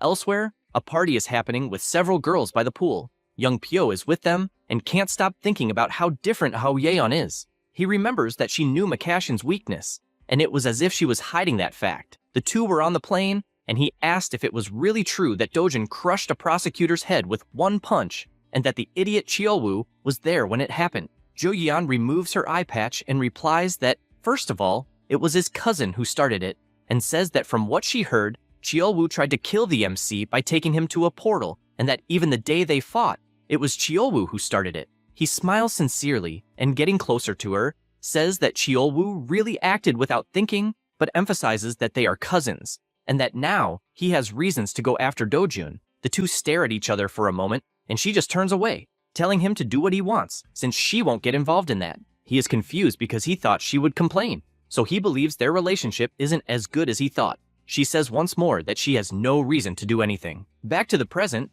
young Pyo fills his glass, and while drinking the wine, he can only think about what Jo Yeon said about not getting involved. And so, he believes there is some secret about Dojin. In Long Sutton, England, the place that was devastated by the monster wave, the British Hero Association wants to collect as many magic stones as possible before the second wave. And so, a certain number of heroes will be sent to the rift. A man says it's a shame, because if they at least had the extract from the red ant flower, even D-rank heroes could finish the Makashins. Another man agrees, saying that if they had discovered it earlier, they could have gotten several magic stones too. That region is where a monster wave already happened and it can no longer be closed. The man says he heard that the monsters from the second wave will be different and believes it will be worse because they don't even know what kind of monster will come out. And he heard that several cities were destroyed. Suddenly, one of them turns and looking at the portal, says he felt something coming out of that place and guesses that their team, which went in some hours ago, might be coming out now since it's been 5 hours. They decide to stay alert since there are many ordinary people wanting the magic stones too. Suddenly, a strong energy starts emanating from the rift and that scares both of them. A person begins to come out of the rift with a strange appearance. The man is frightened since it's neither a hero nor the army commander, and so he orders them to call headquarters immediately. However, the monster in human form raises his hand and some magic circles appear around the two. They begin to float while the monster walks away. One of them draws 3 knives and throws them instantly. However, all of them are blocked, and the new monster calls them weaklings. He then closes his fist, and both have their bodies crushed without even moving from the spot. Next, the monster raises his finger, and a beam begins to emit, materializing a device with the number 19.26%. He says it's already been 10 years, according to the time of that place, and can't believe it hasn't even reached 20%. He wonders if something went wrong, since even after activating a rift, he will still have to find a way to increase his mana. The hunter on the ground, still alive even with his body crushed, asks who the hell the monster is. He smiles and shatters the guy's body like it was nothing, and says he will eliminate those weaker than an insect. Meanwhile, in Paju, the MC is walking peacefully until he looks to the side and notices an intense tremor. At the same moment, several monsters come out of the ground and start piercing all the terrain beside him. He calculates the width of the holes, and, with his hand on the ground, realizes that there are 26 monsters within a radius of 100 meters. So, excited, he looks forward to how many of them will survive his attack. Without thinking twice, he fires his fireball, which, in the same second, causes several colossal explosions in each hole formed, and all the monsters are thrown high into the air with such force. He observes the destruction he caused and smiles at the power he possesses. Meanwhile, at the Hero Association, the president asks about the MC, since he wants to know what everyone knows about him. The executive director says that he is a difficult young man to deal with. In addition to having received confirmation that he really is a hero, Tai Wang finds this strange and comments that, as far as he knew, the boy's identification device said he was just a civilian, and the director says he did not receive any information about it. Songchul interrupts and says that he is nothing but an insolent brat, since if the Hero Association asks for something, the person must do it immediately, responding accordingly. At this moment, Hongyi raises his finger, since he has one more thing to tell, and reveals that, although it is nothing serious, he explains that apparently it all started with a terrible plan by the hero Cheolwoo and Dojun, who ended up awakening in an incident at the portal, later took revenge on Cheolwoo, and dealt alone with the monsters that appeared in the district. He concludes that, Although the boy's actions are a bit exaggerated, the MC's strength is definitely absurd. The president says that apparently he is a wild horse running loose, but at least they don't need to question his loyalty. After all, he applied for an official hero license and has a guarantee that he can skip the standard procedure. Everyone asks what this guarantee is, and if it is from someone in the association, and the director explains that Do-jun mentioned Miss Jo Yeon, the rank S heroine. Immediately, everyone is shocked, since they did not expect this from the MC. Meanwhile, he is admiring his new card and realizes that it says he is the 8th rank S of Korea. Thanks to this, he can hunt as much as he wants in the rift zones. Back to the president, he bursts out laughing, also commenting that he is an incredible boy, since he barely got the license and went straight to the Paju Rift and at an incredible speed. The vice president asks to wait, since from what he understood, Dojun entered a level 2 rift alone, without any guild or support, and questions if he is crazy. The president remains silent, as does the executive director. Songchul realizes what the silence means and suggests revealing the true identity of the MC to the public if he returns alive from the portal, since he is the 8th rank S of Korea. Hongyi immediately cuts off this idea, believing that Dojun will not want it, and therefore, it would be smarter to just talk to him first. Songchul finds this absurd, since in a critical moment people need to know that there is an 8th rank S, and asks what the president thinks. He gets up, understands everyone's concern, and says that he will see the MC personally. Meanwhile, Dojun is fighting, and the more he kills, the more monsters appear. He activates his fire ability and cuts all the monsters at once. Since he is not very patient, he finishes killing them all, and after deactivating his ability, he takes a deep breath, since, as expected, he consumed too much mana and therefore decides to go after a weapon. He goes to the hero complex in Gansan. Upon entering, the seller politely asks him to provide the name of the person who made the reservation, but the MC just throws his backpack on the counter and asks to make a weapon with the items he has. The employee responds that they only serve people who made reservations and therefore asks him to go to another store. Dojun changes his gaze and points out that they answered the phone saying they still had several reservations, and even so are implying that they don't want to accept. Boku says that all reservations are already filled, and since they are out of time, they should go to another shop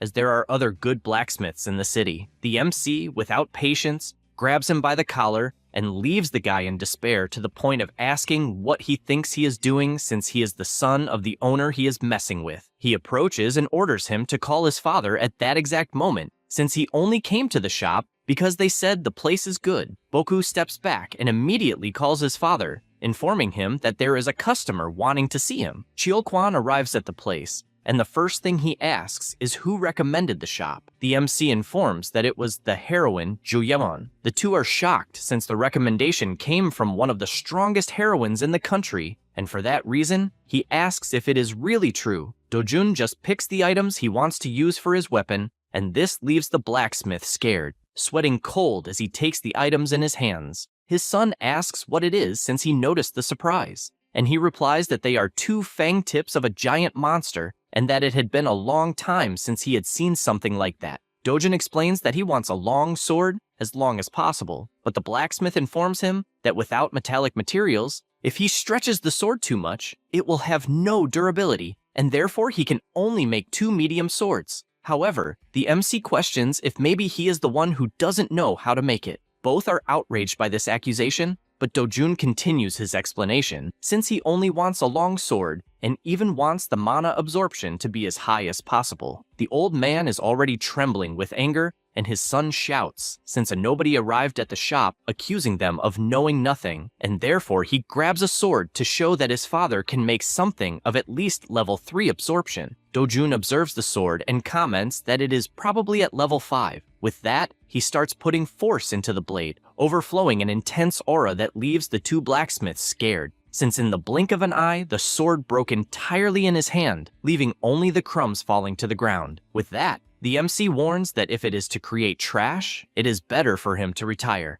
and both stare at each other with hatred in their hearts. After leaving the shop, he goes to a portal and soon encounters a monster. He finds it too noisy and prepares his skill. At the same instant, the Cyclops tries to trample him, but he moves at high speed, standing face to face with the giant and with a single attack severely injures the shoulder of his target, who only screams in pain, also grabbing a tree as a weapon and attacking, but it is useless since Dojun cut it in half, and full of confidence, he continues advancing, cutting the big monster in several places. However, it was not enough since it has colossal regeneration, and in moments it was already completely healed. The MC is not intimidated by this, and advances once again, hitting the Cyclops back directly, which feels the explosion of fire since it was a precise blow, and before it could do anything, its head is cut off without even seeing what happened, to the point of falling dead to the ground. Dojun reflects that it is very difficult to maintain the mana sword for long. He takes a jar from his bag and goes to the monster's body, feeling pleased since he got the liquid he needed. Then, he returns to the blacksmith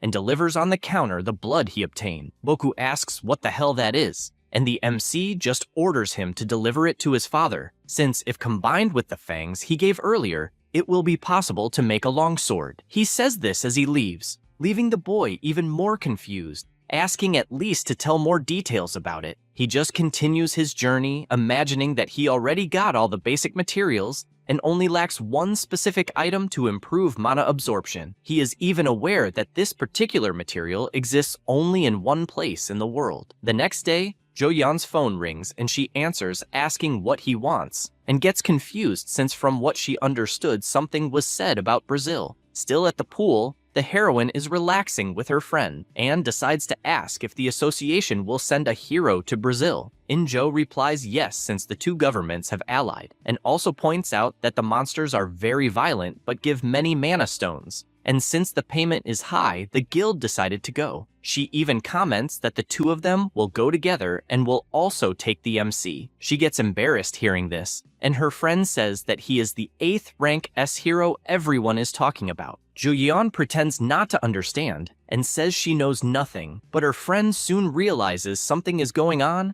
and asks if by any chance the two have a special relationship, besides finding it really cute. Back at the blacksmith, he confesses to being surprised and also wants to know how the hell he found out, since the liquid was not even metal and yet it fused completely, welding the pieces. That is why he asks how he knew that Cyclops' blood could be used like that. Dojun only smiles without saying anything, and the blacksmith says he will try to make it as long as possible and believes he can reach 180 centimeters. The MC takes the opportunity to give more specifications since he does not want a sword with a thick handle, as it should be adjusted for use with only one hand, and 5 kilos is fine. Chil-kwan is surprised to see his client being polite since at first he thought he was just a rowdy kid, and wonders if the reason is that the sword is precious to him. He also takes the chance to ask if 5 kilos is not too heavy for just one hand, since he will have to swing the sword several times. He replies that it is fine since he can do it as requested, and the blacksmith explains that he will try, but it will take at least a month.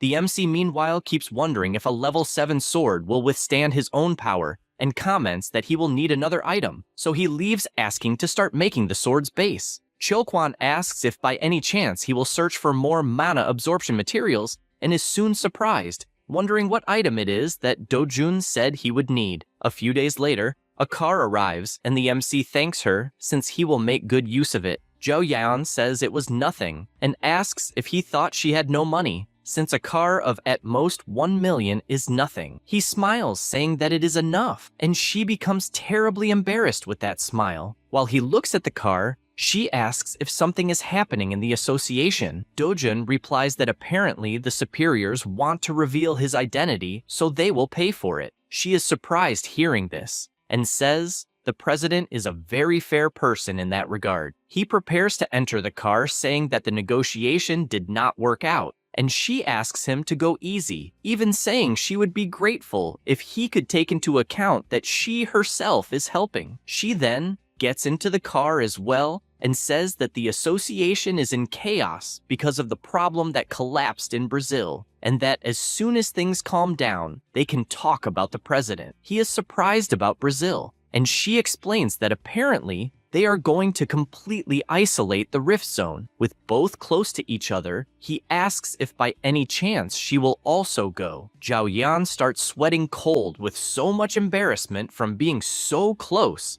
and replies that she will. Dojun, all gallant, says that then the two of them will go together. That only makes her even more embarrassed. At the same time, somewhere else, Hiju is furious and asks young Pyo what more he wants. He replies that it is not time to be stingy, and she retorts since she gave 30 billion in advance, and therefore wants to know when he will do something. He questions who else would help her, and she answers that there are several people around the world who would kill a hero without hesitation for money. Young Pyo laughs at this, since apparently the woman knows nothing, and says he will give her a bonus piece of information revealing that the MC is a rank S hero, the 8th in Korea. She is in shock since she does not believe that an idiot became a rank S, and asks if he is trying to trick her again. He finds that distrust funny and says that if she does not want to believe it, she just has to wait for everything to explode. Then he prepares to leave. Hiju asks him to wait and, desperate,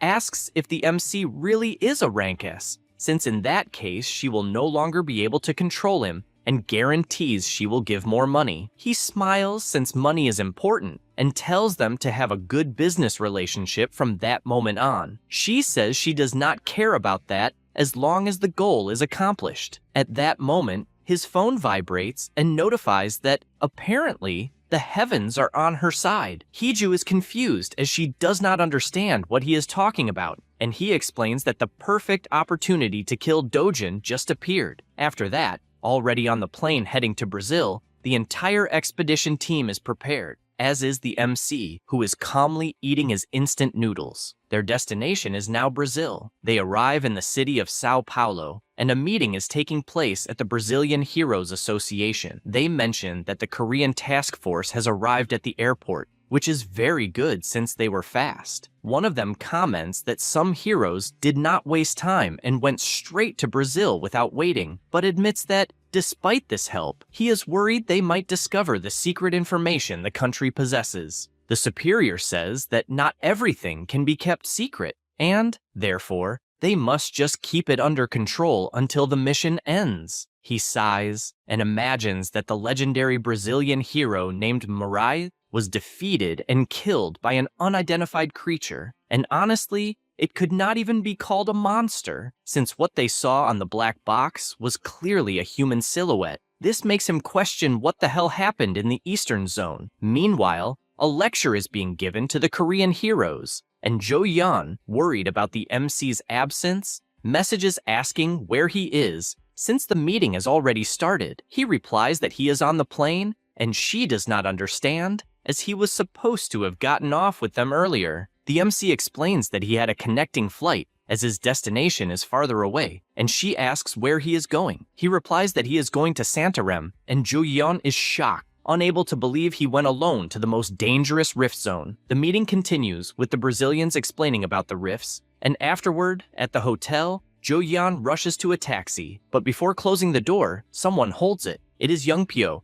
asking where she is going, since locations have not yet been assigned. She just says she needs to go to a certain place, and once again, he asks where. She replies that she is going to Santarem, and continues her journey immediately. He reflects on this place. As far as he knows, it is the location the Brazilian Association strictly forbade them from going. After some time in the Santarem Rift Zone, the MC is accompanied by several people, and Jo Yeon asks straight away why he is in such a hurry. He explains that they had to wait for her, as she arrived late, which is why he is in such a rush. She does not accept this, as if he had told her in advance. No one would have had to wait, and she again asks why they are there. The MC simply replies saying Blue Croco, but she questions what the hell that is, as she does not understand anything. He asks if she needs more reasons, but she asks out of courtesy, since she is 3 years older than him. Meanwhile, the guild watches the two of them, as even though they are always arguing, the tension is noticeable. They continue their journey, and a guild member asks if they can just enter a dangerous rift zone like that,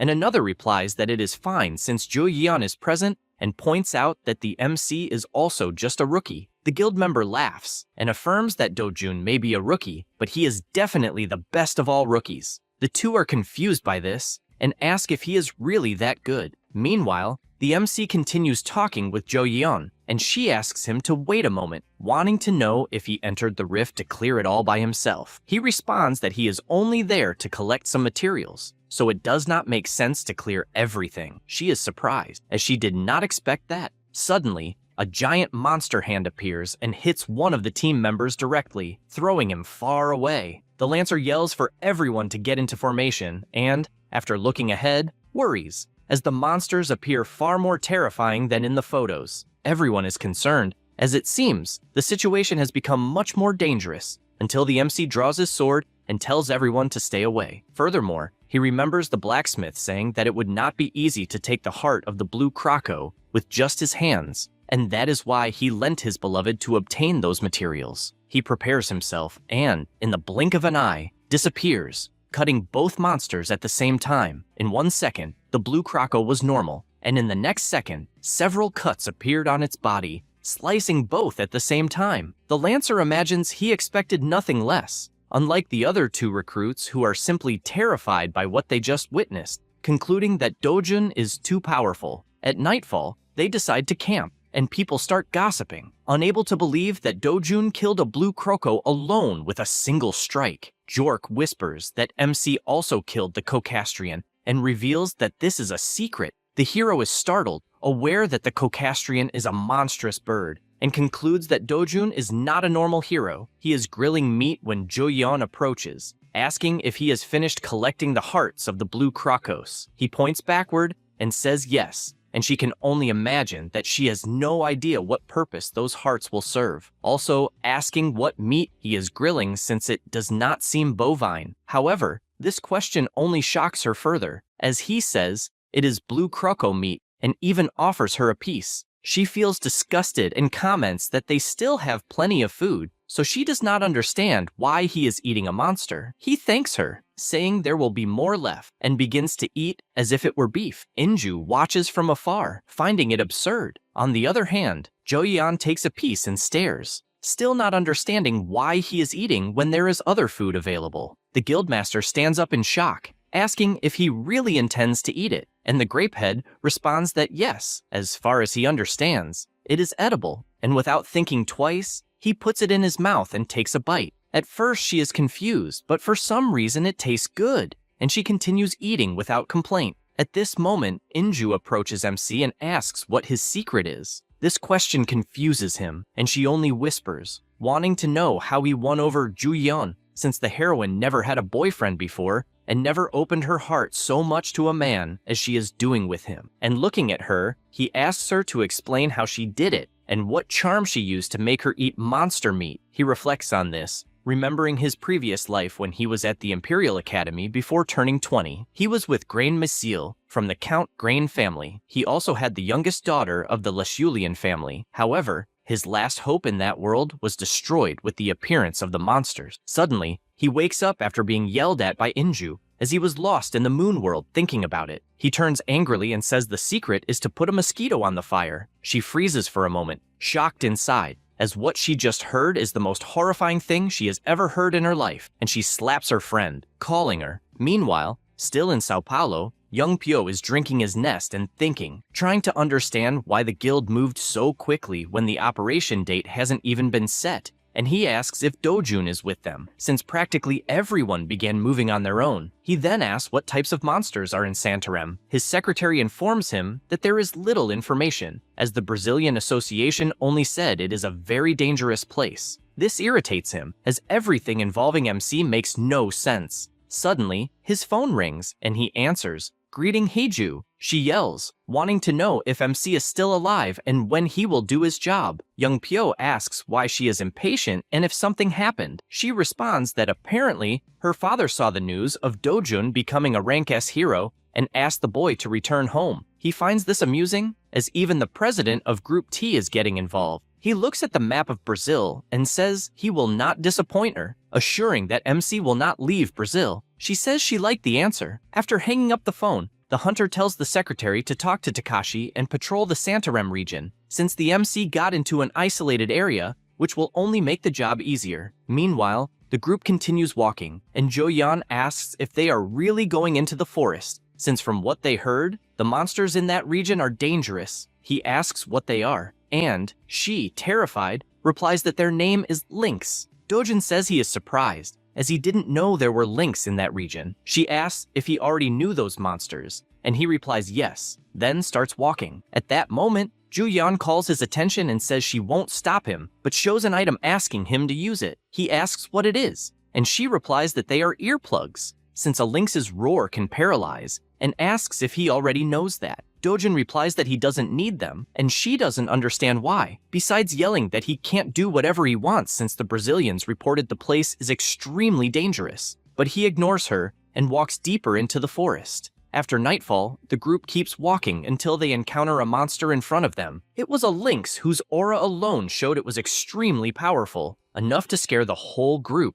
Immediately, the guild leader shouts for everyone to cover their ears. However, the MC shows no reaction and just stares in the direction of the monster. The wolf begins its deadly roar, and everyone covers their ears except the MC, which puzzles her, as she has no idea why he isn't covering them. At that moment, Dojun picks up a stone from the ground and activates his fire ability. Then he throws it with full force at the lynx, and everyone notices that the noise simply stops as the monster begins to flee. The MC wastes no time and chases after it while the girls try to understand what happened as the monster's roar suddenly stopped. They decide to follow Dojun until they realize they are facing several lynx. One of them emits a terrifying gaze, and everyone freezes in fear. Even Joyeon, who despite being rank S, is mentally affected by the power. At that moment, the MC covers her eyes with his hand and tells her that what paralyzed them was not the roar. He explains that what paralyzes people are the lynx's eyes,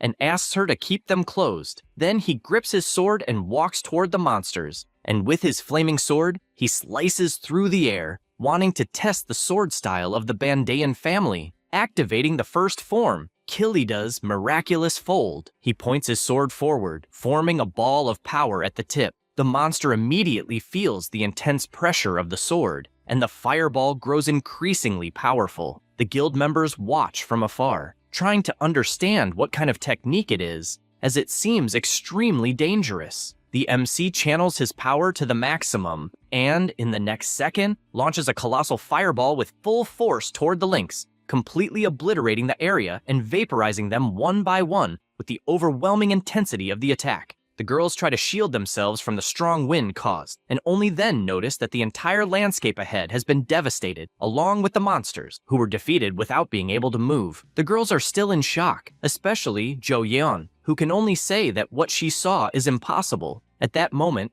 a lynx appears severely wounded, having survived the attack, and the MC, anticipating this, walks toward it. Immediately, the monster uses its darkness gaze technique, but it is completely useless, as the MC is immune and its head is cut off. He approaches the eyes and, with his hand, says he will take them, as they are more useful to him. After this massacre, everyone admires him, including the guild leader and Jo Yeon, unable to believe the absolute power they witnessed, as it is beyond human level. She starts to wonder if, by any chance, his level could be higher than Alphonse's, and believes he might be at Lester's level, since he is the strongest hero in the world. As they walked, some zombies began to appear. The guild members commented that a monster has no sense of the situation, since they are undead and have no brains. Because of this, the monsters attacked, but at the same second, one of them took a punch to the mouth, exploding its head with extreme ease by the MC, who after doing that, simply disappeared, and with his high speed, started obliterating them one by one, and heads rolled in all directions. A complete massacre. The hunters just watched, as there was absolutely nothing they could do. After all were killed, Jo Yeon caught Dojun's attention and asked where he learned to wield a sword, also wanting to know about the red dot that kept appearing from the sword. He paused to think about the way she was speaking and asked why she was asking and if by any chance she wanted to learn. She became excited, asking if she could really learn. Dojun thought about it, since in such a peaceful world, he normally wouldn't need it, and so he questioned how often she would use the power. She became furious as he treated her indifferently, even though she was rank S. and stated that she wanted to use the power at least once before dying, questioning if he simply didn't want to teach her. He remained silent, staring at her face, until Zhao Yan pouted, realizing she wouldn't get anywhere. Meanwhile,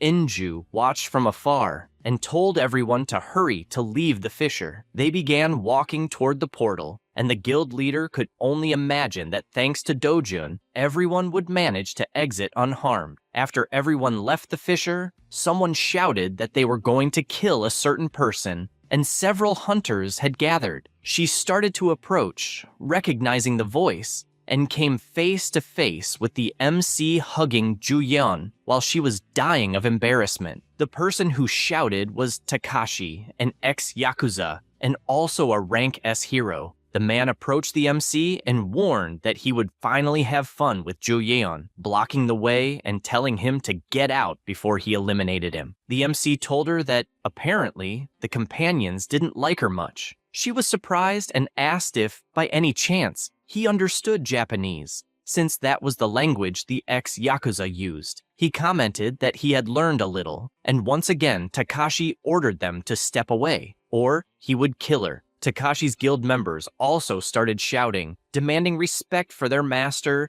and revealing who the person really was. However, they were interrupted when the MC told everyone to shut up, as he wasn't interested in knowing who that old man was, and told them to leave immediately. Both faced each other, and Inju, watching from afar, could only think that the troublemaking hunters were from a rank S guild from Japan, and the leader was a famous ex-Yakuza known for his bad temper, and she believed Dojun would avoid conflict at all costs. She tried to intervene, asking both sides to calm down, but Takashi told her to stay out of it, calling her a slut. Immediately, her guild members asked how he dared speak that way, since he had just insulted a guild master. She immediately ordered everyone to be silent and explained that she was the master of the Violet Guild from Korea, and she wanted to resolve the matter as peacefully as possible. He pointed out that he had never heard of her guild and asked if, by any chance, she needed a man, as he could also handle her. At that moment, he started pulling Juyeon without permission, and because of that, the MC stepped in to stop it. In doing so, he took a punch to the cheek, and Takashi, responsible for the punch, warned that he also had business to handle with Dojun and promised he would kill him later. The MC thought about some random guy having business with him and believed it was a planned provocation, and because of that, decided to accept the provocation. In the next second, MC lands a punch on Takashi's mouth, sending him flying toward the guild, leaving everyone shocked by it. MC tells everyone to step back, since the first punch was only self-defense, and assures that in a one-on-one fight, the smaller ones should stay out. Everyone becomes furious at this provocation until Takashi starts to get up, telling everyone to step back. He begins to overflow with energy and becomes increasingly powerful. Zhao Yan, watching this, starts to get worried, but deep down she hopes he beats Takashi severely. Everyone present is terrified by what they are witnessing, as MC is simply smashing the opponent's head into the ground while kicking him in all directions. Takashi cannot understand how Dojun can be so strong, and looking at him, begins to worry, as the rumors he heard about being a weak rank S were apparently false. Takashi studies MC's expression closely and concludes that if things continue, he will definitely die. Because of this, he starts running to try to escape, but Dojun appears instantly in front of him. Moreover, he asks if anyone requested him to chase that fight, although he already has an idea of who it might have been. Takashi only begs him to spare him, but he finds it amusing since now he wants to beg for his life. Then, with his fist closed, he lands a direct punch that practically deforms the ex-Yakuza's face, so strong that everyone present is completely intimidated by the sheer power. Anju confesses that she cannot believe what she is seeing, as she expected Dojun to be powerful, but not that the difference would be so colossal. MC places his foot on Takashi's head, and the guild leader says she is worried, since if things continue, the master of the Japanese guild will truly die, and therefore asks Juyeon to say something. Immediately she asks Dojun to stop what he is doing, as if he continues, Takashi will truly die, but he just says not to worry, as he will take responsibility. She, however, ignores this and starts pulling him as if he were a child, since this kind of responsibility is not something simple to address. and therefore asks him to have more personal responsibility. He asks if she is sure, since as far as he knows, the stories must be eliminated. Inju asks him not to stoop so low, as he would be on the same level as trash. Zhao Yeon agrees, since the beating Takashi received should be more than enough as a lesson learned. The guildmaster takes advantage of the situation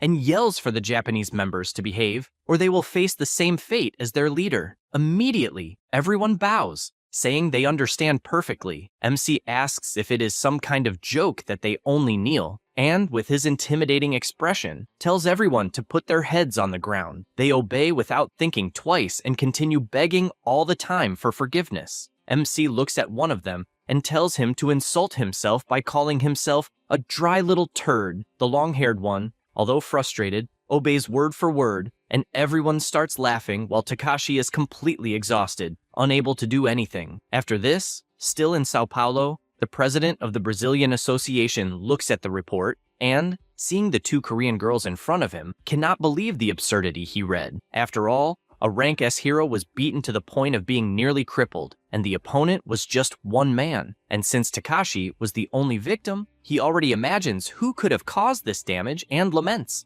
as he expected Korea and Japan to work together. He states that the report is accurate, and therefore there is nothing for the Brazilian Association to intervene in, and thus says they will hand the case over to the Japanese Hero Association and await their decision. Inju agrees. The association leader asks if anything unusual happened at the Santarem Rift. They are confused by this question and respond that nothing particular occurred. Then he comments that Dojun's name appeared the most in the report, but does not understand why he is not present. They try to stall and respond that MC was busy packing his bags. Meanwhile, at the hospital, Takashi is completely terrified since none other than Dojun is standing in front of him holding a bouquet of flowers. He tells him to stay quiet as he is on an official visit to the hospital. Then, holding one of the lynx's eyes, he points directly at Takashi's eyes, who becomes instantly hypnotized. The MC asks his questions, and the guildmaster explains that because of trash like him, he caused problems for the Korean guild, in addition to saying that the Yakuza group is shit. The MC begins to leave the hospital, thinking about that last phrase said about the most famous terrorist group in Japan. The news of the confrontation between Korea and Japan quickly spread,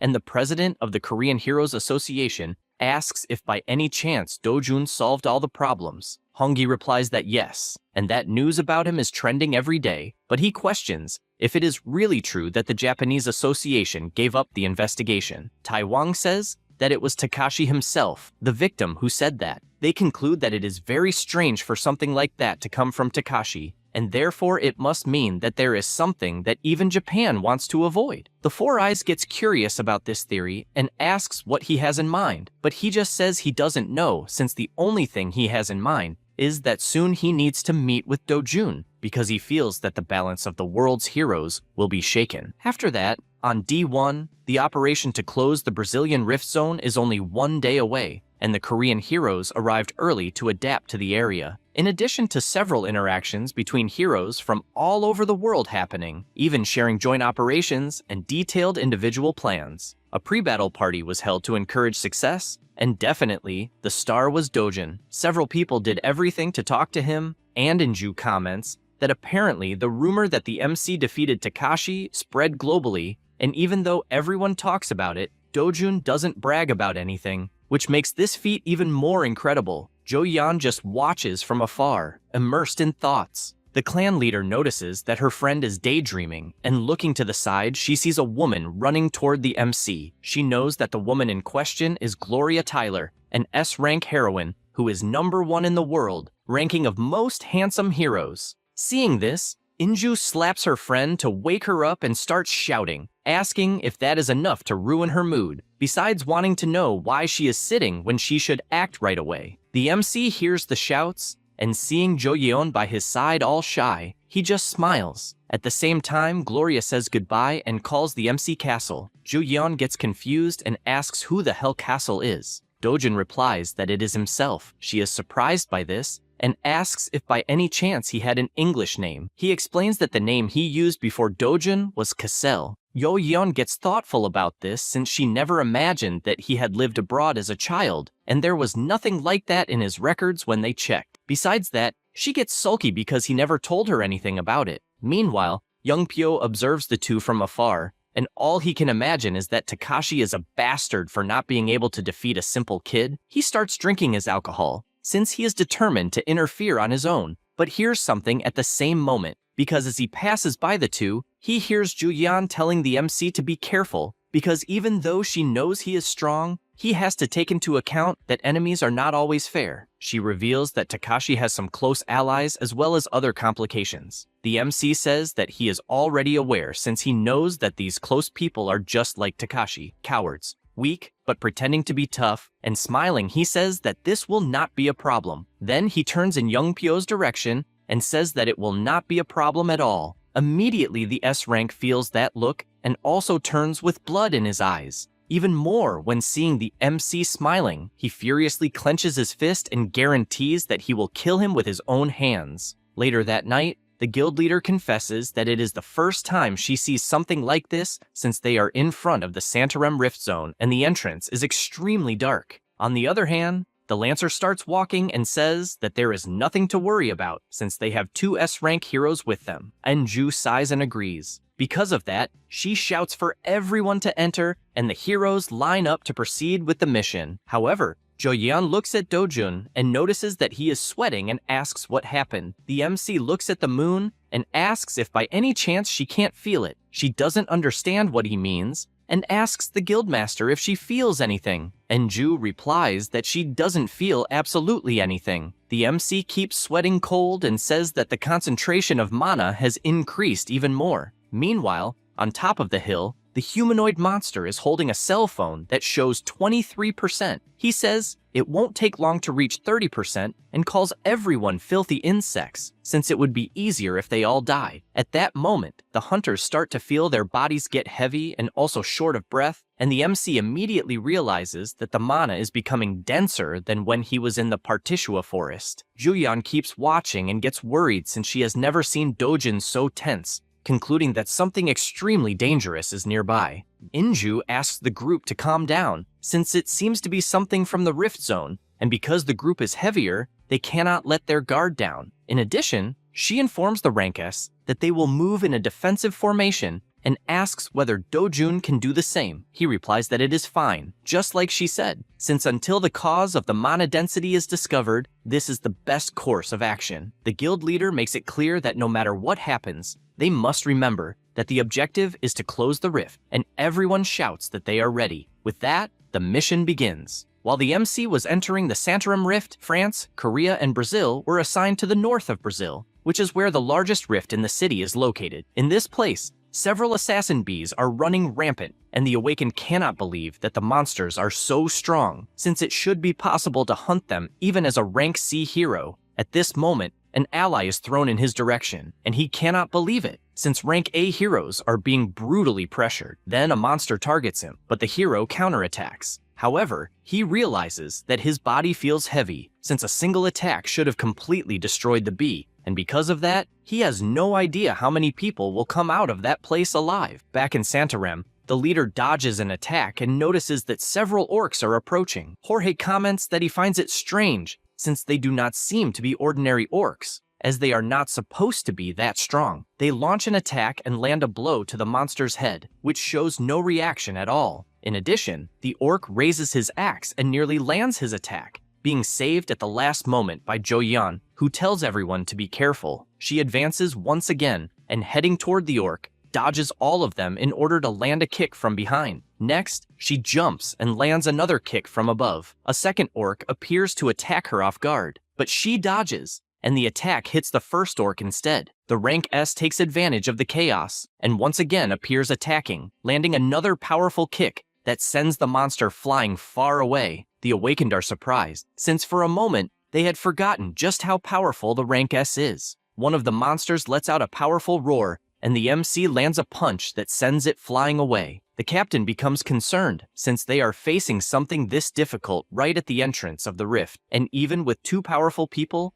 closing it will not be easy. Juyeon approaches the MC and asks what he is looking at on the monsters. He replies that the black aura he is seeing on the creature is a problem. She does not understand what he is talking about, and he warns that if she does not focus, she will not be able to see it, and in a few words explains that the black mana is the reason the monsters have become so strong. Everyone becomes worried by this information, since there is clearly an even more powerful enemy. The night goes on, and more monsters keep appearing at every moment, forcing the awakened to fight with all their strength. Meanwhile, the current monster, which looks more like a swamp ghoul, keeps growing larger and larger, and they despair, since the monsters are far stronger than normal. Then, without being able to react, they receive an attack from the monster that sends them flying away. One of them panics, since the blow was strong enough to tear even the combat vest, and this is far too dangerous, and they do not understand what the hell is happening. At that moment,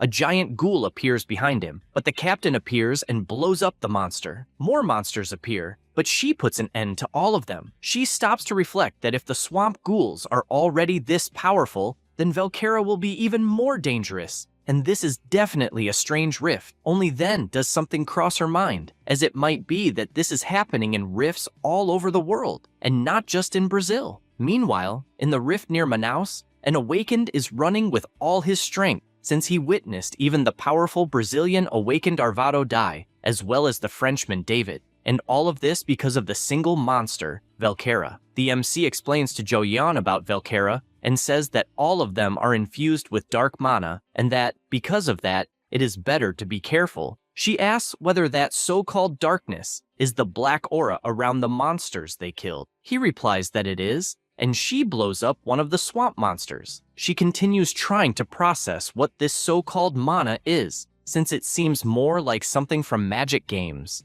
and she becomes worried because it feels more like a joke, as she cannot believe that mana actually exists in that world. The MC responds that the biggest difference between heroes and ordinary people is precisely mana. A monster approaches, and in the blink of an eye, he blows up everything in front of him, while imagining that a world without the concept of mana would be a peaceful world, but he believes that such peace would not last very long. Saying this, he goes on to annihilate all the surrounding monsters. Joyeon approaches him to see if she understood correctly, since from what she noticed among the types of mana, that darkness is one that makes monsters stronger. He says yes, and that, by comparison, it is like an athlete who used some kind of drug to gain more energy. She says she understands, but has no idea how he knows this. Dojun replies that, in fact, it is strange that she does not know something like that. Next, the captain gives instructions that they will go straight through the monster swamp, and following the MC's warnings, basically the areas where Velkera appears are the most dangerous. Then,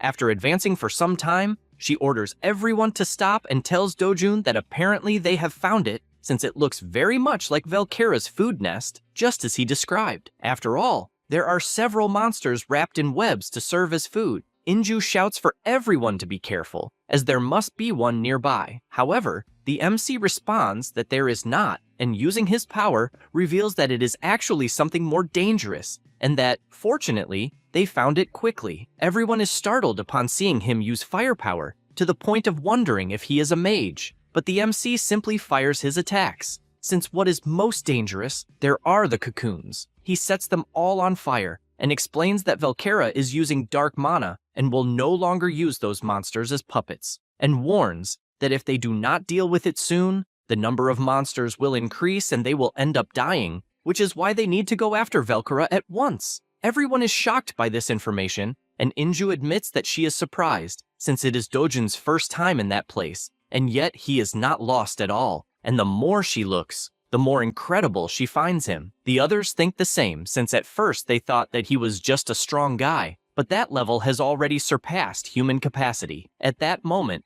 Juyeon goes up to him and, asking him to be honest, wonders if by any chance this is his second life or something like that, like in isekai games. He laughs at that and imagines that it could indeed be considered a second life or something similar. Then, he asks how far they are from the core of the rift. She says that as soon as they leave the forest, they will be halfway there. He then says that they will finish it that same day. This leaves the two girls surprised, since it seems impossible. The leader tries to explain that it may seem possible for him, but not for the guild members, since most of them have used almost all the strength they had. He notices the situation everyone is in and then asks everyone to rest, since he will take care of Velkara and return shortly afterward. With that, he runs off at full speed. The captain cannot understand how the hell someone still has so much power even after fighting so many monsters. After running through the forest, Dojun looks in all directions until he finally finds his target, which is right ahead. He appears with his sword,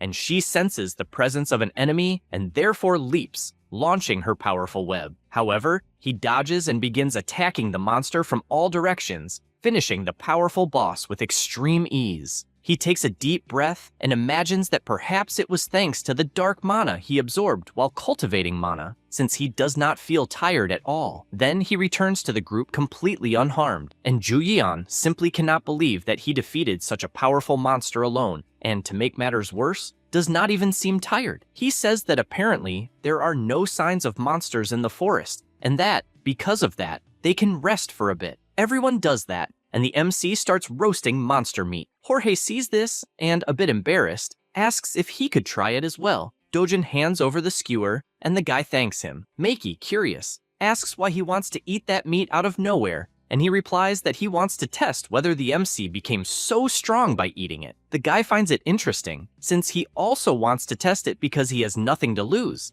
and they start eating like crazy. Seeing this, Dojun finds it amusing, since that meat does nothing other than satisfy hunger. However, he does not want to shatter the awakened one's faith that they will become stronger from it, and because of that, he releases his power as a small gift, buffing the players. They immediately feel the effect and celebrate, since after eating the meat, they felt full of energy. The MC likes seeing them happy, and the captain soon begins to explain that if they continue in that direction, they will reach the rift's core. But since everyone is tired, she believes it is better to leave and return the next day. However, since Dojun said it would be possible to close it that very night, maybe they can take the risk, since they have sufficient supplies. He analyzes the situation and turns to ask Joyeon what she thinks. She admits that she would be lying if she said she was not tired, since thanks to the mana of darkness, the monsters became absurdly stronger. He thinks about this for a moment, since his plan was to delay closing the rift as much as possible to secure the materials, including the blue heart of a crocodile that can only be found in Brazil. However,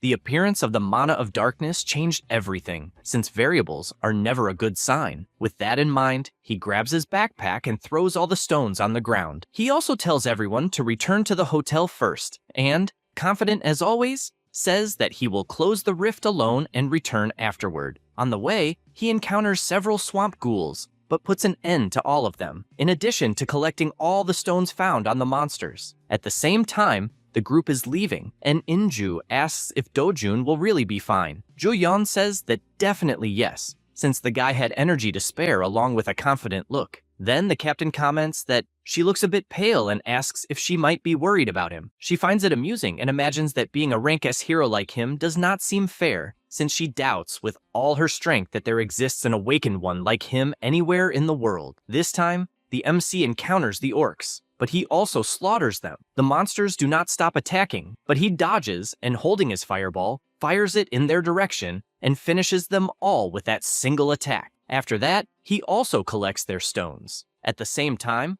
the group has finally exited the rift and continues walking back to headquarters. On the inside, the massacre continues, with the MC being merciless. He takes the heart that was behind and places it inside a jar. Then, he goes to the other bodies and removes all the stones he finds and realizes that in the end, he obtained quite a lot of material. He puts everything into his backpack and leaves. Meanwhile, at the headquarters of the Brazilian Association of Heroes, everyone is restless until they notice that the rift that was in Santarém has simply disappeared. They do not quite understand what happened, but they celebrate since the rift was finally closed. They wonder where the team from there is, and from what they notice, there is only a Korean team. However, they find it strange, since the guild reported that it had returned from the rift 10 minutes ago. Because of that, they have no idea what is going on. 10 minutes earlier, inside the rift, the two-headed ogre finally appeared, and the MC comments that the monsters evolved rapidly because of the mana of darkness.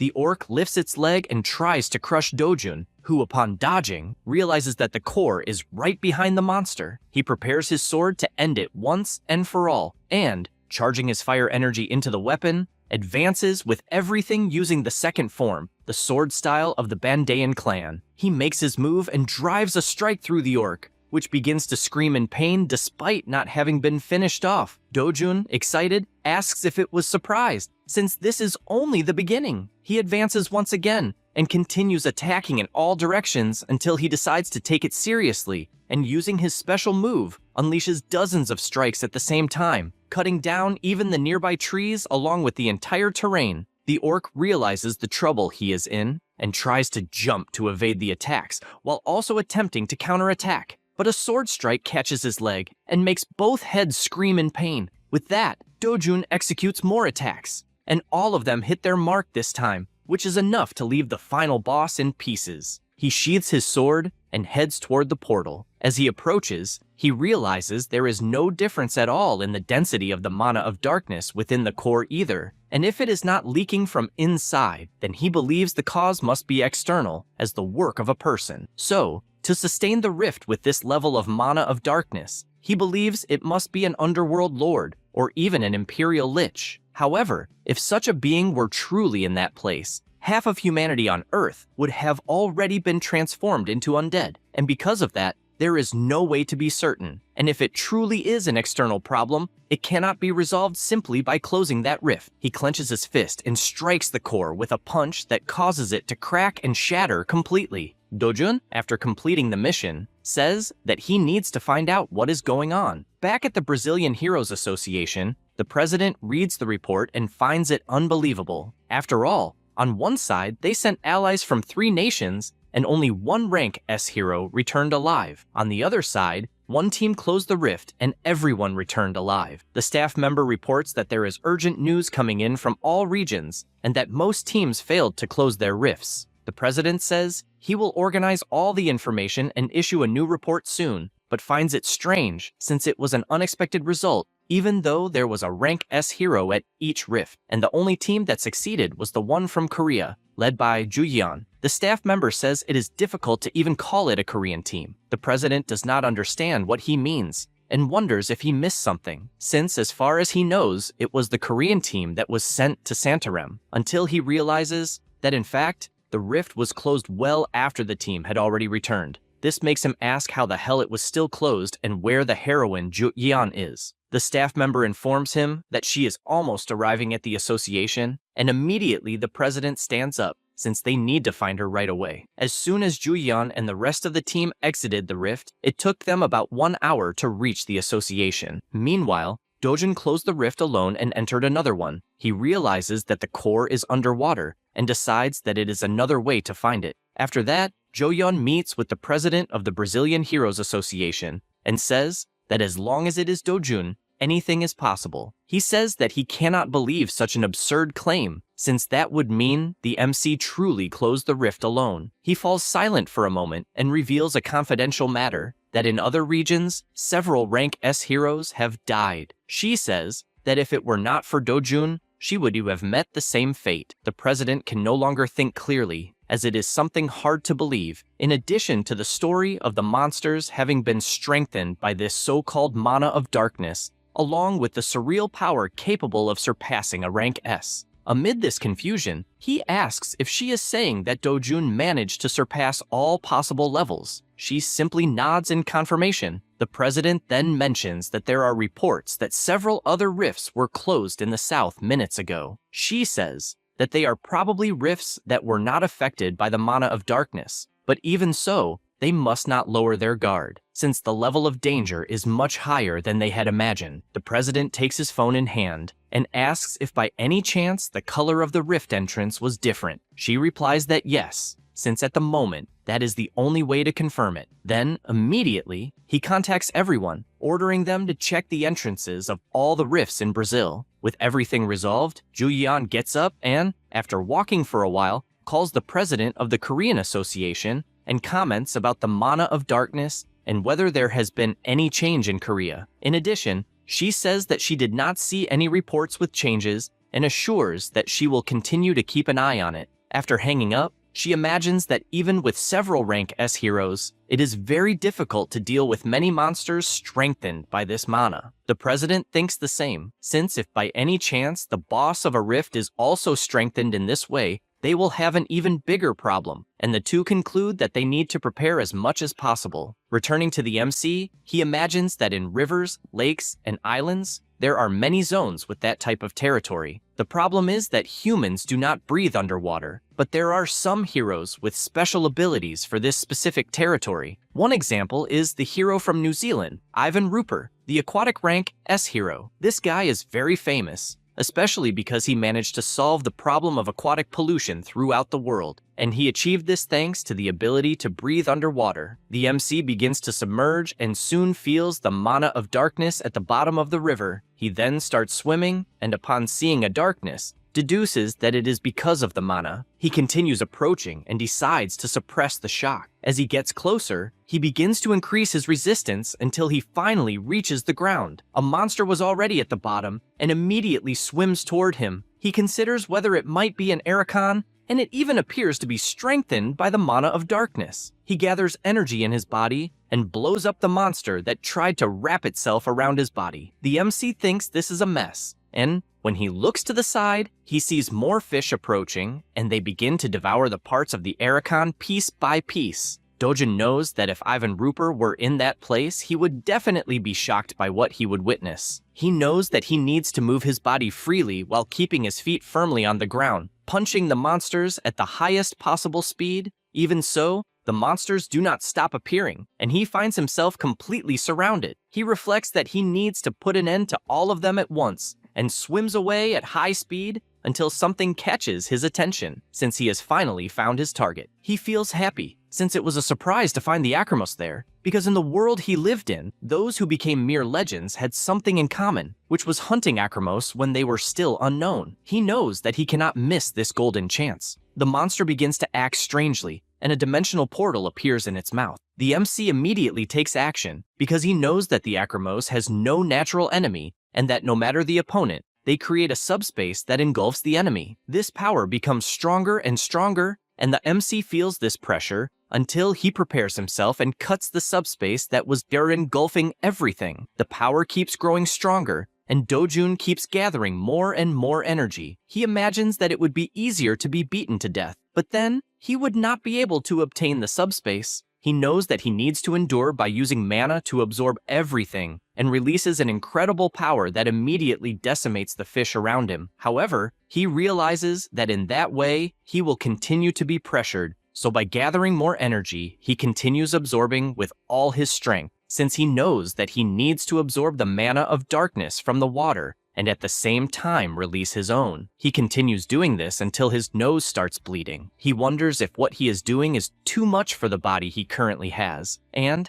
as he is almost being defeated, he decides to go all in, risking everything at once. Time passes, and an explosion happens in the river, and both leap out of the water. The MC celebrates, since he finally obtained it, because he is holding the subspace of Kremos in his hands. He falls back into the water, and everything becomes silent. Sometime later, already on the riverbank, he finally wakes up next to several ducks and suddenly sneezes, making the birds fly away. He tries to process what happened and imagines that he fainted. Then, as he gets up, he decides to check how his mana is, and realizes that it has become much larger compared to the last time. In addition, there is another interesting thing, because now he possesses the subspace and thinks that it was definitely the best thing he has obtained so far. He throws his backpack away to store it in his new dimension, and stretches after this achievement, concluding that there is nothing else to do in that rift, so he will close it and return to the Brazilian Association. After some time at the Korean Heroes Association,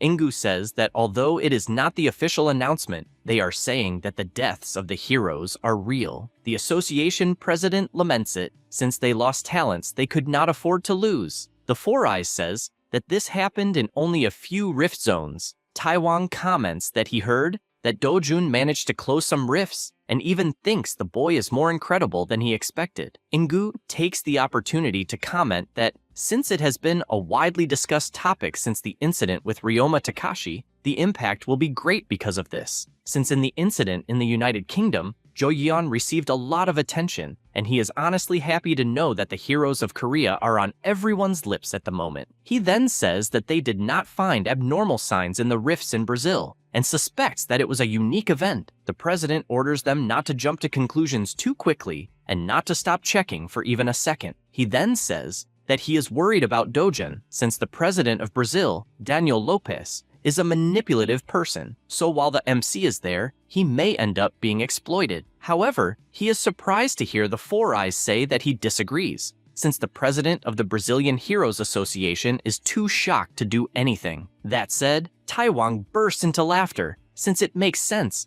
and this makes Dojun even more impressive. At this moment, Daniel is sweating cold and looks at the MC, asking if perhaps this is not too big a demand for him. Dojun asks what he means by that and stands up, since in that case there is nothing more to say. As he is leaving, the president shouts, calling him back, and asks him to consider the security of Brazil, since this is his duty as an S-rank hero. The MC, with his no-nonsense face, says that he closed 2 rifts alone, and therefore has no obligation to do anything, besides wanting to know why they do not send the Brazilian heroes to do something if they are complaining. He then asks not to take it the wrong way, since the security of Brazil has nothing to do with him, and also questions whether, if these rifts opened in Korea, they would send the heroes of Brazil to help. The president's assistant says that the situation is very serious, since all zones within a radius of 500 kilometers of Santarém are inaccessible. Daniel reinforces that there is nothing they can do and, with his head down, says that if something happens again, it will be the end of them. All 3 observe this performance in order to persuade him. Then, Jo Yeon intervenes, commenting that if that is the case, the answer is simple and, with a beautiful smile, says that they just need to make a request to Dojun, since compared to the security of Brazil, it is nothing at all. The 2 see little room to escape and, looking at the MC, ask him please to come back, since they will pay $50 million for each zone closed. Dojun finds this interesting, since they could have said that before, and orders them to first send $100 million for the 2 rifts he closed alone that day. Jo Yeon worries that if the public finds out about this, they could criticize him for greed, but she highly doubts that the Brazilian Association would leak something like that. But when she looks to the side, she sees the indifferent face of the MC, and that makes her happy, since she knows that, in any case, he does not care what others think of him. Dojun, after thinking it through, imagines the one responsible for his reincarnation, and that the money he will obtain will be enough to get the safest house in the world,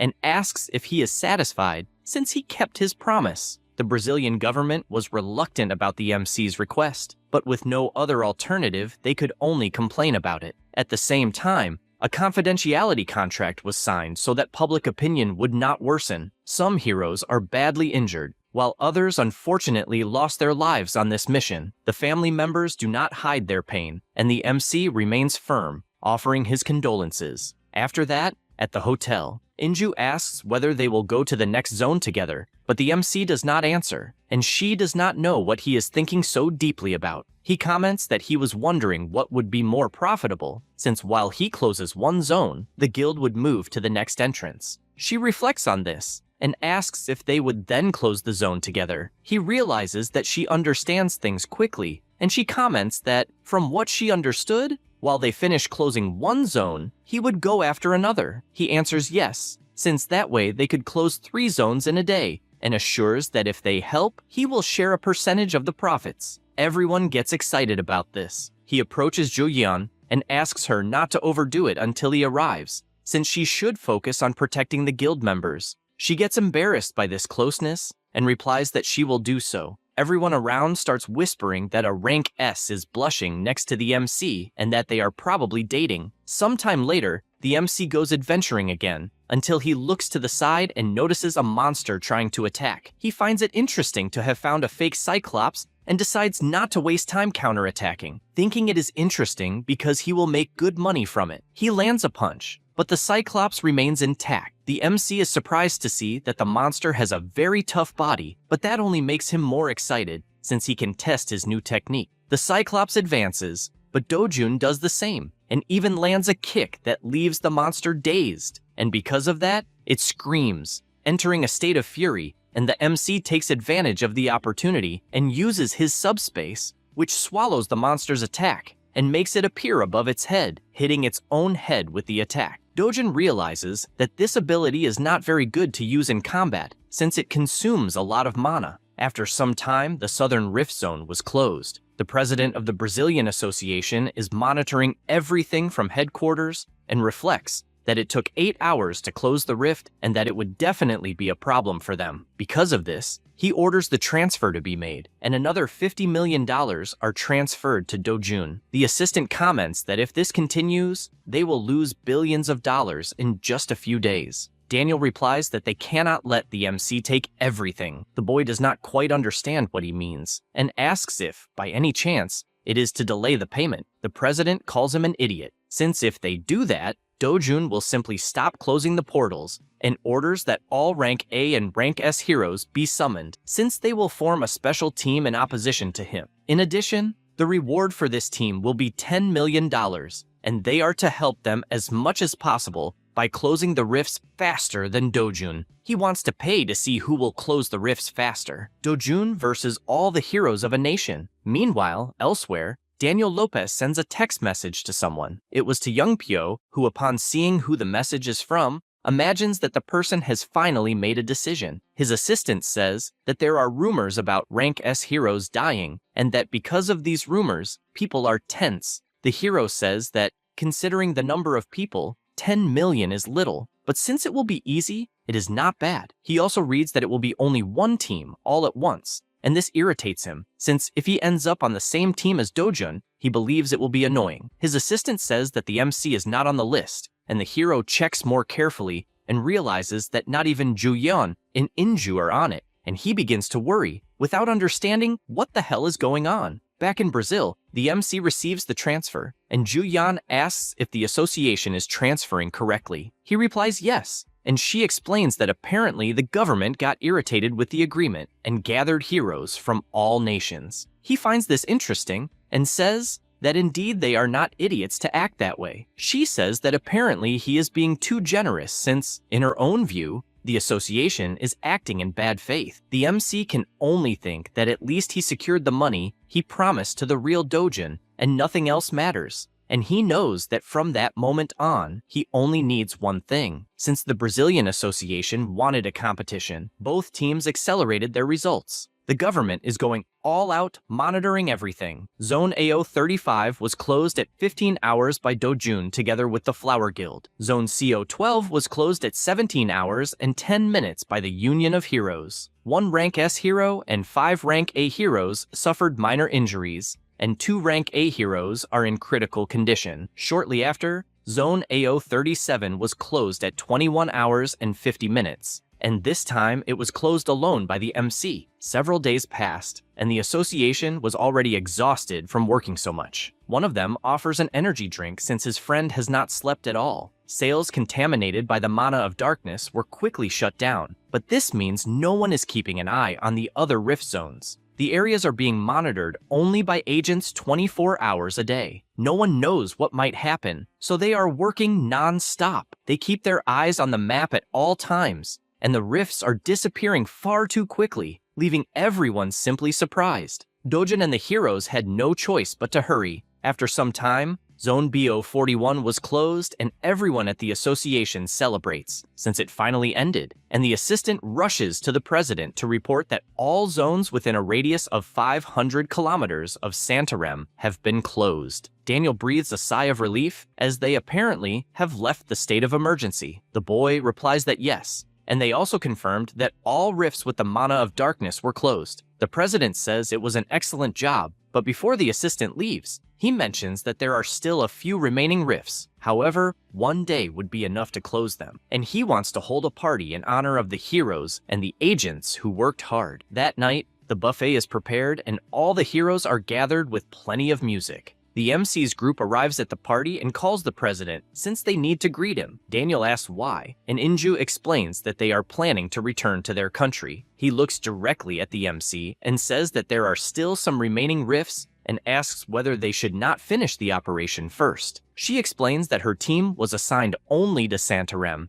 and that is why they are leaving. The president says it does not have to be that way, and at least asks that they let Dojun stay. She does not like this at all, since it is clear that his interest is in Dojun and not in her guild, and so she turns and asks what he wants to do. Daniel wastes no time and calls him to discuss the matter in private, and the two leave so they can talk. Unju teases her friend, saying that she does not want to say goodbye to him, and Jo Yeon, embarrassed, replies that it is nothing like that. Daniel continues talking with Dojun until the MC moves away, and they soon deduce that apparently he will indeed be leaving to return to Korea until they see him going to talk to Gloria. Inju tells her to go over there quickly since she needs to see what kind of conversation the two are having. Zhao Yan says it is normal for him to talk to other people at the party, but the captain calls her an idiot since he is talking to a beautiful woman and says that if she does not want to lose him, she should go right away. She starts thinking about it, and after looking closely at the MC, imagines what kind of opportunity she might have by going to talk to him. She also imagines things like living together and so on. At that moment, Gloria steps away, saying that she will wait for his answer since he can call whenever he wants, and Jo Yeon realizes that the girl is definitely beautiful, even though Dojun did not show any reaction. She does not know if she is jealous or what the hell she is thinking. The MC goes back to Gloria and says that he would like to ask a favor since he would like to participate in the golden market and therefore wants to receive an invitation. Jo Yeon hears this and knows that this market is a global event that happens every year in Las Vegas and does not understand what he would do in a place like that. Gloria laughs and says she agrees, but with one condition, that he must go to her house 1 week before the golden market opens. Jo Yeon simply cannot believe what she just heard and already imagines the woman trying to seduce him. She keeps wondering whether the MC will accept. Everyone falls silent for a moment,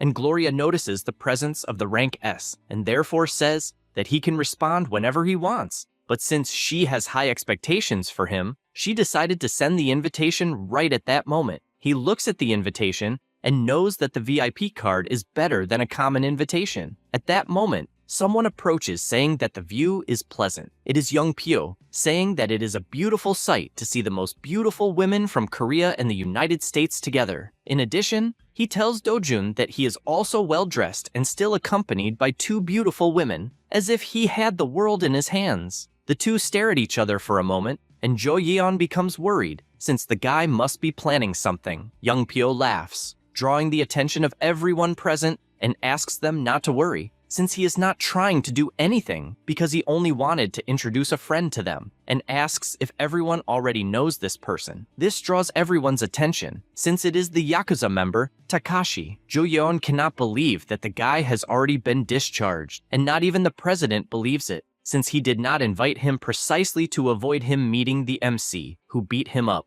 Dojun looks directly at Takashi and comments that, apparently, the body is healed. He replies that yes, and that thanks to this, he gained valuable experience. Dojun replies that he is happy if it was good. The president approaches, saying that he is glad to see him better, and explains that he did not invite him because he thought he would be overwhelmed. Then he mentions that he has a very comfortable sofa and takes him outside the party. Young Pyo realizes that the president is not foolish, since he would not ruin an event that he prepared with such caution. Even so, he runs to stand in front of the two and comments that, in fact, he should rest, since the injuries that Dojun caused must still hurt. Takashi freezes upon hearing this, and the rank S resumes provoking him, asking why he did not receive an apology from the MC, since no matter what happened, an apology is always good. This makes the guy increasingly furious, and everyone around begins to worry about the trouble this could cause. However, the MC draws Takashi's attention and, mocking him,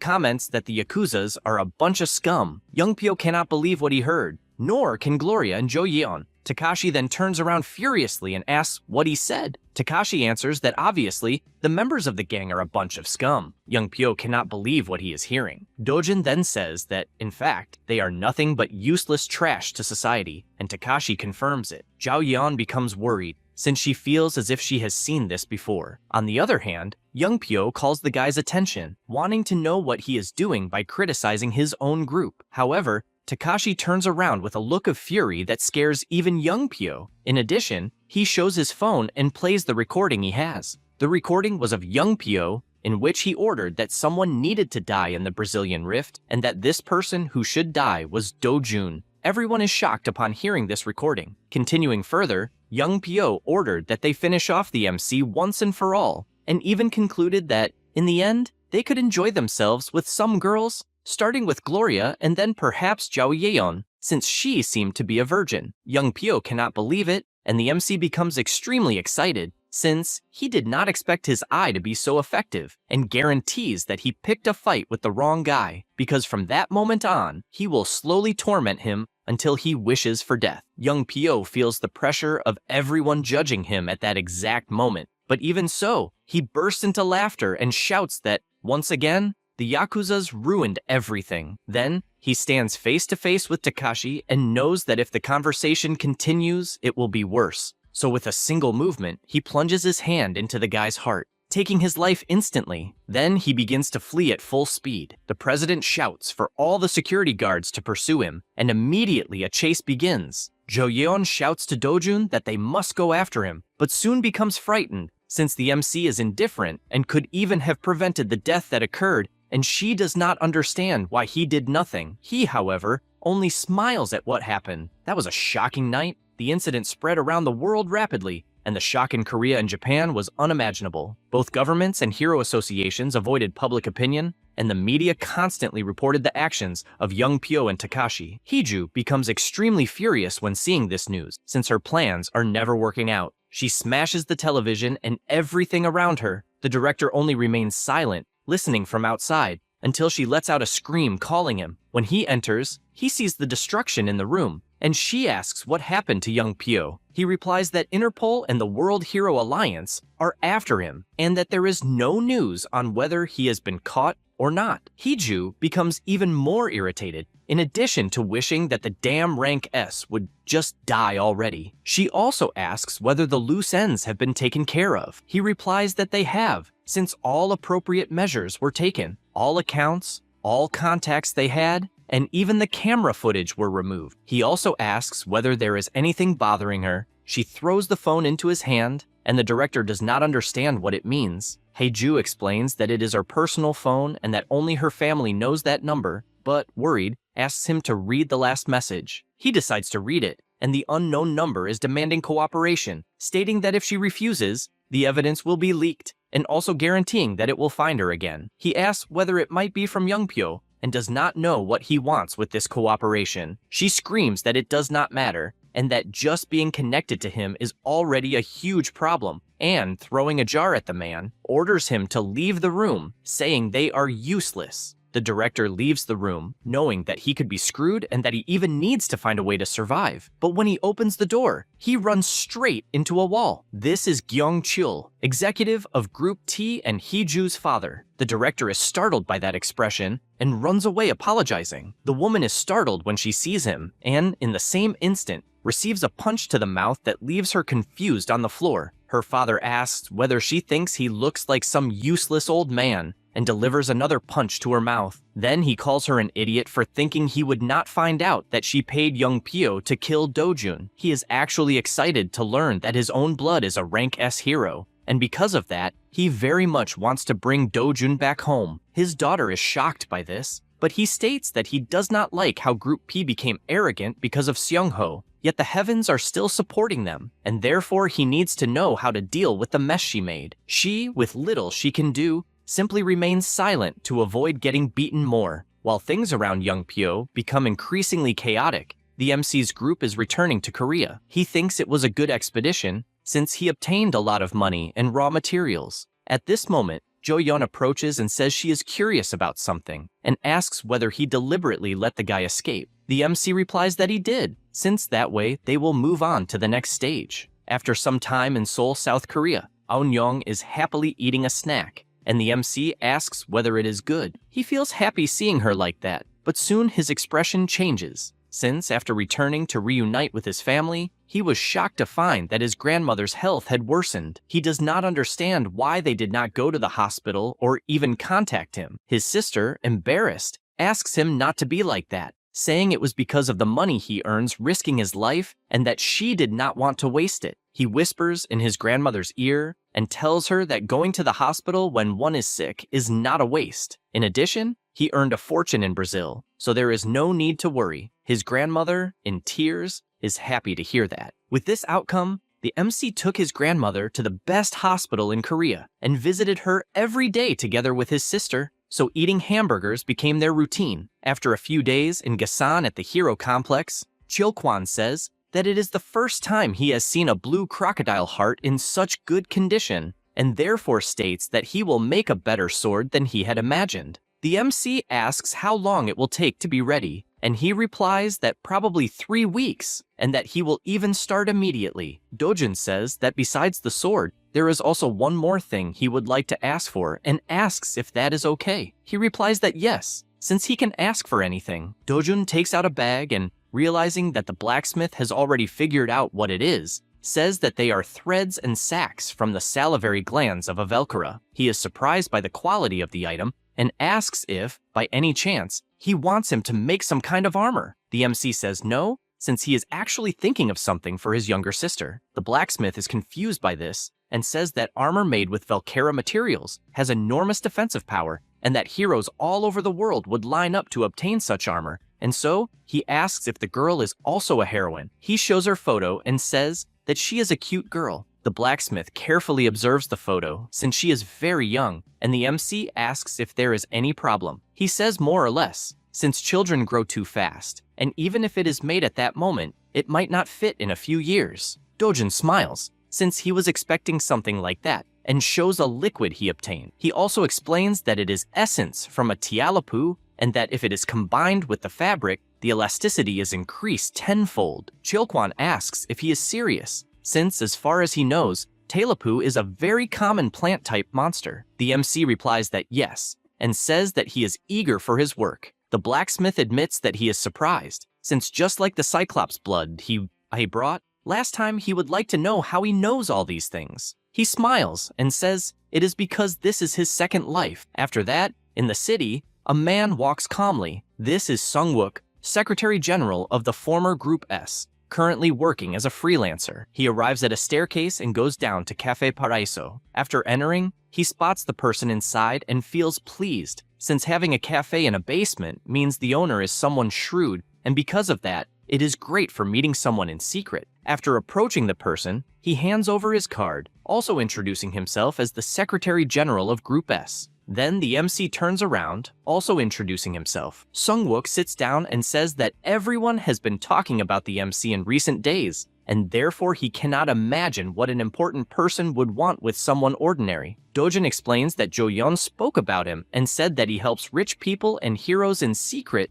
regardless of what they want. The Four Eyes confirms it, but emphasizes that he does anything as long as he does not cross the line with the law. The MC then says that he wants to build a house, which leaves the man confused, since in that case he should have talked to a real estate agency, unless it is an extraordinary house. Dojun decides to get straight to the point and says that he wants the safest house in the world. He explains that he has a preference for Seoul and that his budget is 500 billion won. Sungwook spits out all the tea he was drinking, and the MC, with tea on his face, asks if this is perhaps the first time he has worked with that amount. The man apologizes for spitting the tea, and after cleaning everything, asks if he is not actually thinking about building a castle with that value. He finds the idea interesting, since building a castle would be a good idea, so he changes his budget to 1 trillion. The man simply cannot believe the absurdity he is hearing and decides to speak seriously, asking if the MC knows what the safest house in Korea is at that moment. He guesses that it is probably the house of the president of Group S, and Sungwook confirms it, revealing that the amount spent on that house was 110 billion won and that the construction costs were 80 billion. Then, judging by the proposed budget, he believes that the house would be even more incredible. However, the Gangnam region is out of the question, since it will not be possible to buy land there, because not a single rift has appeared in Gangnam so far, and this situation has never declined, and the place continues to appreciate. Therefore, he proposes that they can build the best house, but not in the safest area. The MC takes a sip of his tea and replies that the safest place is not Gangnam. The man is surprised to hear this, and Dojun explains that the fact that Gangnam is considered the safest place is because people chose to believe that. The secretary asks what he means by that, and the MC knows that the claim that Gangnam is a safe place is an illusion created by the media. The fact that nothing happened in that place is just a coincidence. Just like in the ruined world where he lived, rifts appeared everywhere. So he asks Four Eyes if he has any area in mind and says that he will buy somewhere in the Guro district. Sungwook asks if he is serious because he knows that it has been a few years since Guro had a rift. However, not very far from that place, a rift appeared recently. The MC is aware of it since it was exactly the rift he eliminated. The secretary asks if there is any special reason for choosing the Guro region, and he simply replies that it is because it is close. After that, in a nearby rift, a dinosaur was walking calmly until it gets startled, and the MC appears cutting it in half. He observes his new sword and admits that it ended up better than he expected. Moments earlier, the blacksmith finished the job and confidently said that it is definitely his greatest masterpiece in life. In addition, he said that he does not need money, since he only used the masterpieces he received and therefore does not want payment. However, the MC transferred it anyway, and he says that he took the satisfaction since it cannot be converted into money until he gets startled upon realizing that he received nothing less than 1 billion for a single service. Dojun carries out a massacre with his new sword and knows that it is a sword easily worth hundreds of billions, since thanks to it, his hunts became much easier. After his meeting with Sungwook to decide where he would build his house, he spent the following weeks hunting rifts. To buy a 3-kilometer plot of land in Guro, he would need at least 500 billion, and perhaps that still would not be enough because of the landowners. While Sungwook suggested reducing the land, the MC replied that he would make more and more money. At night, he returns with his sister, who says she is happy because her grandmother will be discharged in a few days. However, she laments that her brother is always busy, and he says that he indeed is a little. Eun-young asks him not to visit every day, since he has a little sister to do that. He gets emotional hearing those words, until a car stops in front of him asking if he happens to be Dojun. He does not understand what it is about, and the man says that the executive Gyeon Cheol sent them, and therefore asks him to please get into the car, since they were instructed to make him as comfortable as possible. The MC takes a deep breath, puts his sister on the ground, and asks her to close her eyes for a bit. Then, he starts walking and delivers a powerful kick into the car, destroying every centimeter of the vehicle. The man panics because he does not know what to do, and Dojun, furious, makes it clear that they are never to appear in front of him again. The man runs away in desperation, and the MC tries to calm his sister by saying that he only punished a bad guy who tried to separate them. She smiles and says that she will punish anyone who tries to separate them. He finds that funny, picks her up again, and places her on his shoulders so they can leave. He also thinks that apparently he is proceeding through the person who was introduced. Elsewhere, Ju-yeon is having dinner with Inju, and the leader asks if Dojun is really buying a house in Guro. The rank S replies that yes, and that he is even managing it, thanks to a person she introduced. Inju asks if it is serious and also wants to know what she will do. She does not understand that question, and the leader tells her to stop being stupid since she should become the MC's neighbor. The guild leader says that Gloria may want to get even closer to Dojun, since that would make things more fun between the two of them. Jo-yeon panics at this possibility since she knows it is possible, and the girl says again that if the MC really moves, he will probably build a new house, so this should not happen in less than 2 years. The rank S becomes thoughtful about this since she is seriously considering moving to a house near Dojun. Inju notices that her friend is very tense thinking about it, but warns that it was not a joke since she was not talking about the kind of intention she is thinking. Zhao Yeon is surprised hearing this, and the guild leader says that she became certain of something after the trip to Brazil, since they need at all costs to get the MC for themselves, and she would even do anything to get her hands on that luxury car. Ju-yeon asks if the MC has somehow turned into a luxury car now, and she comments that there is no denying it. After all, Dojun is at a completely different level from the other rank S, and, since they brought up the subject, she also thinks it would be interesting to create a guild office near his house. Since those were good ideas, the two of them toast to celebrate.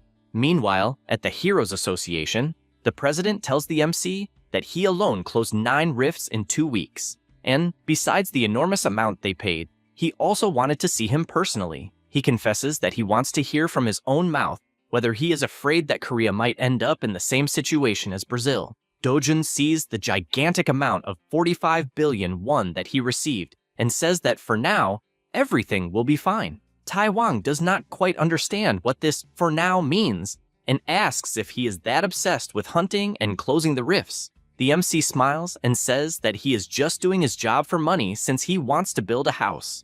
The president simply cannot believe such nonsense. Anyway, Do-jun says that he would like to ask something, and the two continue talking. From that day on, the lands around the MC began to be rapidly bought, starting with Julian. The same goes for the president of the association. Other heroes and entrepreneurs jumped headfirst into it. The investors expected nothing less from such an incredible human being, since if everyone is investing heavily in Dojun, it must be because it is something good. Saying that, he shouts to buy as much land as possible around him. More and more rumors began until before they realized it, the lands in the Guro district skyrocketed. However, the MC had already secured more than 10,000 meters of land. He looks at the entire layout of the place, and the secretary asks if that is everything, but admits that he does not understand since from what he saw, the house has less than 500 square meters on a plot of more than 10,000 meters, and therefore wants to know what he will do with the remaining space. Dojun, smiling, says that this space will be used to keep the house safe. He becomes intrigued by this since apparently he wants to build a wall like the one of a castle. He says that it is not something difficult and they could start immediately, but they would first need to check the real estate agencies in the district to do that and choose one. The MC says that President Taiwan will take care of it. The secretary cannot believe such a thing since he does not understand why the president of the association himself would get involved in a construction. After that, in a rift zone, Dojun walks calmly, and the president, talking with another person, says that he received a personal request from the MC. Hongyi, shocked, asks if it is true that he asked to tame monsters. The president laughs and says that he was also surprised when he heard that, since he had never heard in the history of humanity of someone taming a monster, and basically Dojun's request was permission to raise monsters on his own land. However, the biggest surprise does not stop there, since the most surprising thing is that the monster he plans to tame is none other than the dragon Kassarian. The MC, standing before the monster, says he will go easy and is soon attacked by the monster's tail, followed by a laser shot coming from its mouth. 1 hour after this clash, the dragon is completely exhausted, barely able to stand. The MC gently pats the monster and asks it to take care of itself since he will return later, and leaves while singing a song, while Kassarian, with not much else to do, continues lying down sleeping. After that, during the early morning, Dojun calls Jo-yeon, and half asleep, she answers, asking what he wants. The MC asks if she was sleeping since he wanted to ask if it is possible to buy magic stone powder. She gets up and, even without understanding who the hell would grind such a precious stone to the point of turning it into powder, answers that she heard that turning magic stones into powder causes a loss of energy and becomes curious to know why he suddenly wanted to know that. He, standing before a portal, says that he needs it, but she, curious, asks how he would use it. Dojun tells her to forget it, since he will get it himself. She does not understand what just happened since the day barely started and he was talking nonsense. The MC knows that the most basic thing to make a house safe are the walls, in addition to the guards who protect the house inside the walls, because he has decided to bring Kassarian when the construction is almost finished. Thus, he will finally create a device capable of absorbing external shocks, such as earthquakes. He finds a Cyclops inside the rift, and this makes him excited since he needed magic stone powder to make the device. He keeps dodging the attacks until he jumps onto the monster's back. He uses his dimensional space to grab his dagger and begins channeling energy to use his Bandian sword technique. He uses the Vortex of Chaos, which fires countless fire slashes. It is a spiral ability that causes destruction to everything it touches. The monster can only watch this power heading toward it, but defending against it is another story since its body is cut into pieces as if it were nothing. Dojun picks up the magic stone and, just by squeezing it with his hand, completely destroys it and collects the powder that fell from the shattered stone. He looks at this powder and imagines that the rifts are also caused by external shocks and wonders if this might suppress the generation of rifts, because if he is right, this will be something very good. While Dojun was busy going back and forth through the rifts and also visiting his grandmother, A piece of news created a revolution among the public since he was the grandson of the president of Group TI. Young-chul sees this in the news and finds it incredible since his grandson has become extremely powerful. But he believes that with the rumor spreading, everyone will come to know Dojun only as his grandson. In fact, people are commenting that they knew something was wrong since a simple kid became rank S out of nowhere, and now they are sure that it was thanks to the absurd money of Group T since he basically was born in a diamond cradle. They also have no idea why he is holding a conference. The MC prepares himself and says that he was born outside of his father's marriage and was abandoned when he was still a child. These words leave absolutely everyone in shock. He slowly explains how he lived, speaking clearly and precisely to the cameras. Even if people doubted his words, posts about Dojun's school days appeared and there were even interviews at his past jobs, and the public's sympathy grew more and more each day. As a result, Group T's stocks, which had been rising rapidly until the day of the conference, instantly dropped by 30%, leaving the old man in shock. The real Dojun had asked only that his sister and grandmother be allowed to live safely, and the MC, by annihilating the monsters, is determined to make that happen since it is his ultimate goal. He reflects in the middle of the night that he dealt with the Creeds a long time ago, and, after suffering a few counterattacks, Group T fell silent, and although young Pio is still standing, he will eventually fall into the trap. Now, he is only focused on an unexpected rift and will defend it as soon as the house is ready. The construction chief reports that, as requested, they built the outer wall as a priority, and the house is also almost finished. The MC asks when it will be ready since he wanted it to be as fast as possible.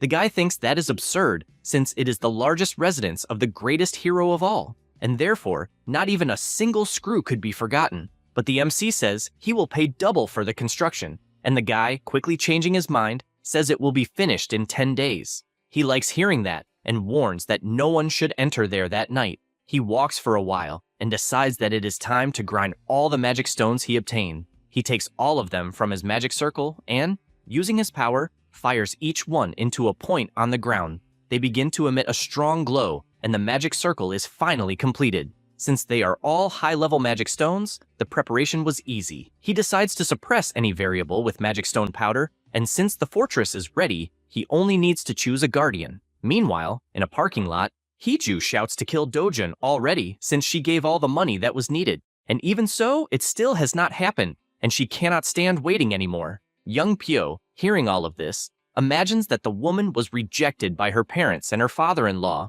and apparently is venting her anger on him. So he asks if she really wanted that, since he is holding himself back from burying everyone who left him like this, and is focusing solely on Dojun. She, still irritated, asks why he is standing still, and if he is perhaps afraid of him. He tells her to shut the hell up, and asks if the idiot thinks an S-rank fight is a child's game. He makes it clear that to finish this easily, they would have to kidnap the MC's grandmother or sister to use them. But obviously, if Dojun discovered something like that, he would never leave his family's side. Hiju becomes terrified by the S-rank's expression, since he is even talking about exterminating an entire family. Young Pio does not hide his anger when she says she is afraid and grabs her by the neck, making it clear that there is no one he cannot kill, since he is sure that Dojun will not be able to protect his family forever, and at some point, he will lower his guard.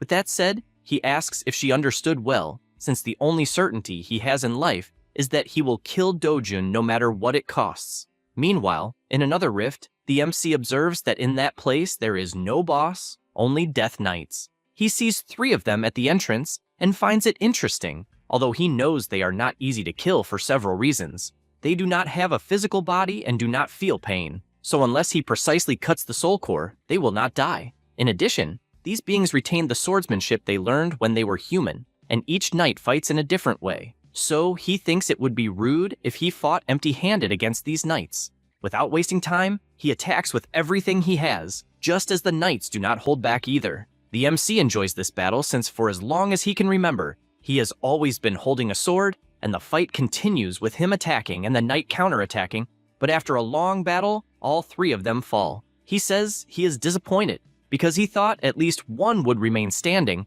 until a knight approaches, but this one is completely different from the others. The MC likes seeing this, since he was sure that at least one elite knight would appear. The monster attacks fiercely, and the two begin exchanging sword blows at an absurd speed, since, as he thought, that night is quite different. The monster prepares his attack, but it is successfully defended, and, leaving no opening, the MC finishes the fight with a single, precise strike that makes the monster fall to his knees on the ground. With this outcome, Dojun points his sword and orders the knight to become his guard. The elite guards stand in front of him, and he finds it interesting, since he managed to obtain 5 elite guards in 2 days, and his work was worth it. Then he uses his subspace and pulls the knights inside. He believes it is finally over, although he still needs a guard dog. For that reason, he returns to the caves and stands before Kassarian. The dragon recognizes that he is the same hero as before and orders him to leave his nest, but he replies that he is not here to play around anymore and only asks him to follow. Kassarian calls him arrogant, since humans are no different from insects. However, Dojun warns that he will die, and immediately he changes his opinion and asks where they are going. After all, in front of him, he realizes that there is a completely different human, since he is ridiculously strong. They fly out of the cave and the MC orders him to head toward the rift, since they need to get out first. Kassarian questions whether he really wants to go outside his nest, and he, with his frightening gaze, tells him to move already, and they simply continue their journey. Outside, people are walking calmly through the city until they get scared, because a monster is passing in the sky right above their heads. Dojun tells him to fly carefully so he does not hit the buildings. The dragon loses his patience, and the MC asks if he is really going to rebel. Kassarian can no longer hold himself back and shouts that he cannot stand it anymore, since he is a being on another level. This shout gives people headaches because of how powerful it was, and the dragon says again that he will prove his existence is superior.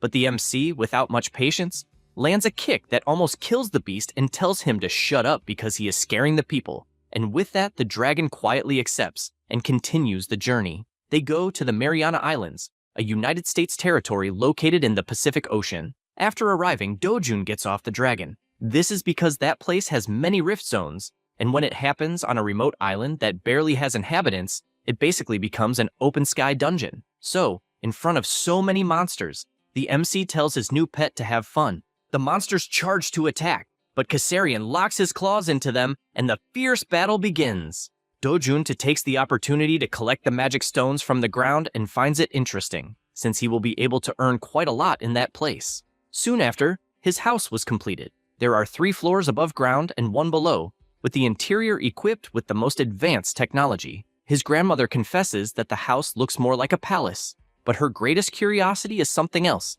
since she has no idea what the creature sleeping peacefully outside is. The MC says that he heard people raise chickens in their houses and wanted something similar. The dragon does not like being compared to a chicken at all, but he simply stays quiet. Eun-young becomes excited and asks if she can look around, and he replies that she obviously can, but asks her to go with her grandmother calmly. At that moment, he is alone with Jo-yeon, and she, terrified, says that she has been feeling a sinister aura from the ground for some time, and asks if he is creating something besides Kassarian. He asks her to relax since it is nothing serious, but inside he is surprised that she noticed his other creatures. In addition, he thanks her for taking care of his grandmother and his sister and, without hesitation, invites her to eat together on the weekend. Just the two of them. Jo-yeon is surprised since she did not expect such an invitation and asks if by any chance he forgot something. He does not understand, and she explains that they promised to take Eun-young to the amusement park on the weekend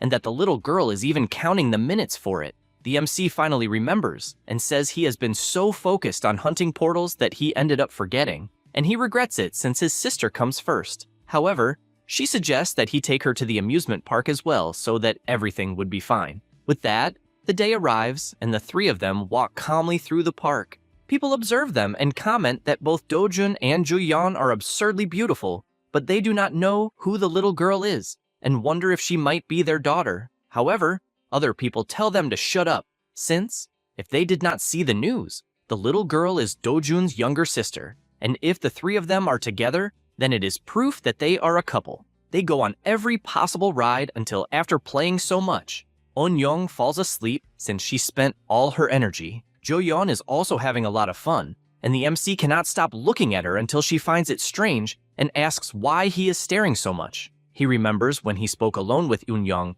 and she said that Jo-yeon made noodles the night before and that she likes her very much because she is caring. With those thoughts, he thanks her once again for staying by his family's side and asks her, please, to continue taking care of them from that moment on. She becomes confused since he just made the safest house in the world and still said, from now on. This makes her extremely embarrassed since it might have another meaning, and she starts imagining what it could be. They return by car, but in the middle of the way, something catches the MC's attention to the point that he shouts that he identified the bastard. Jo-yeon gets scared and asks what he is talking about. He explains that he recognized a killing intent that invaded his house and therefore needs to go ahead, but he asks her to please take care of Yoon-young.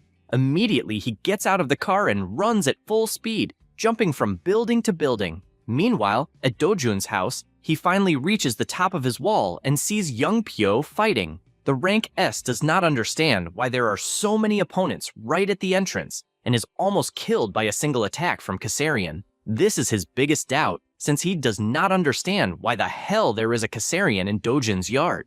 The MC keeps observing from afar since, as expected, the guy waited until he and Jo-yeon were outside, and, if he were any less cowardly, he would not have fallen into this trap. He gives a signal, and all the Death Knights return to the subspace. Then the rank S becomes worried since out of nowhere, the MC suddenly appeared telling him to stop barking. This makes him extremely furious, but even so, he gets punched in the face as if it were nothing. Do-jun asks how useless he is since it was a light blow, and he still could not dodge it. Then, he lands a kick while holding back even more. Young Pyo simply cannot believe the absurd difference in power, even though both of them are rank S.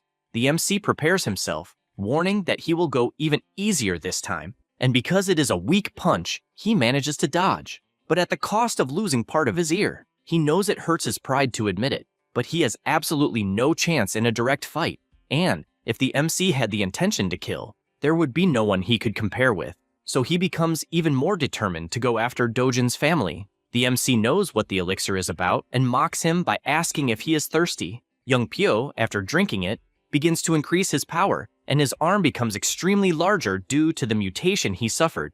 Do-jun is aware that it is the Okeanos elixir, which grants the left arm of a titan, and it is clearly a one-time use item, so he asks if he perhaps got it on the black market, since all his money must have gone away just for that purchase. Young Pyo becomes even more irritated and, striking the ground with a blow, tells him to stop mocking him since he needs to go protect his grandmother. This attack was aimed at the MC's house, and, excited, the rank S knows that the seismic waves will destroy that house, and when Do-jun goes to save her, he will be able to escape. However, he says it is useless since he came up with a useless plan. This is because the magic stone powder that he spread across the entire ground completely absorbs the impact, and even his grandmother is very calm while getting a massage. Young Pyo becomes desperate since he is completely screwed, and the MC warns that from that moment on, he will pay with his own body for having targeted his family. He slams his face into the ground and then uses him like a ball, kicking him as if it were the final of the Libertadores. After beating him a lot, he looks to the side and notices that Jo-yeon has already returned. She, together with some guards, says that apparently the situation has already been resolved, and also asks Yoon-young not to look forward. With this outcome, Young Pyo was kept alive by a thread and handed over to the Heroes Association. As for the MC, in his dreams he meets the real Do-jun again, who thanks him for fulfilling his dream of keeping his family safe, and therefore has no more worries since he even did more than he should have, and does not know how he could repay this kindness. The MC, thinking about it, tells him not to worry since he only did his job. In the morning, Jo-yeon asks if he slept well, and he says good morning since he had a great night, and this is Do-jun's way of thanking him since even the MC found his happiness. That's all, folks. If you enjoy the video, subscribe and hit the bell. Thanks.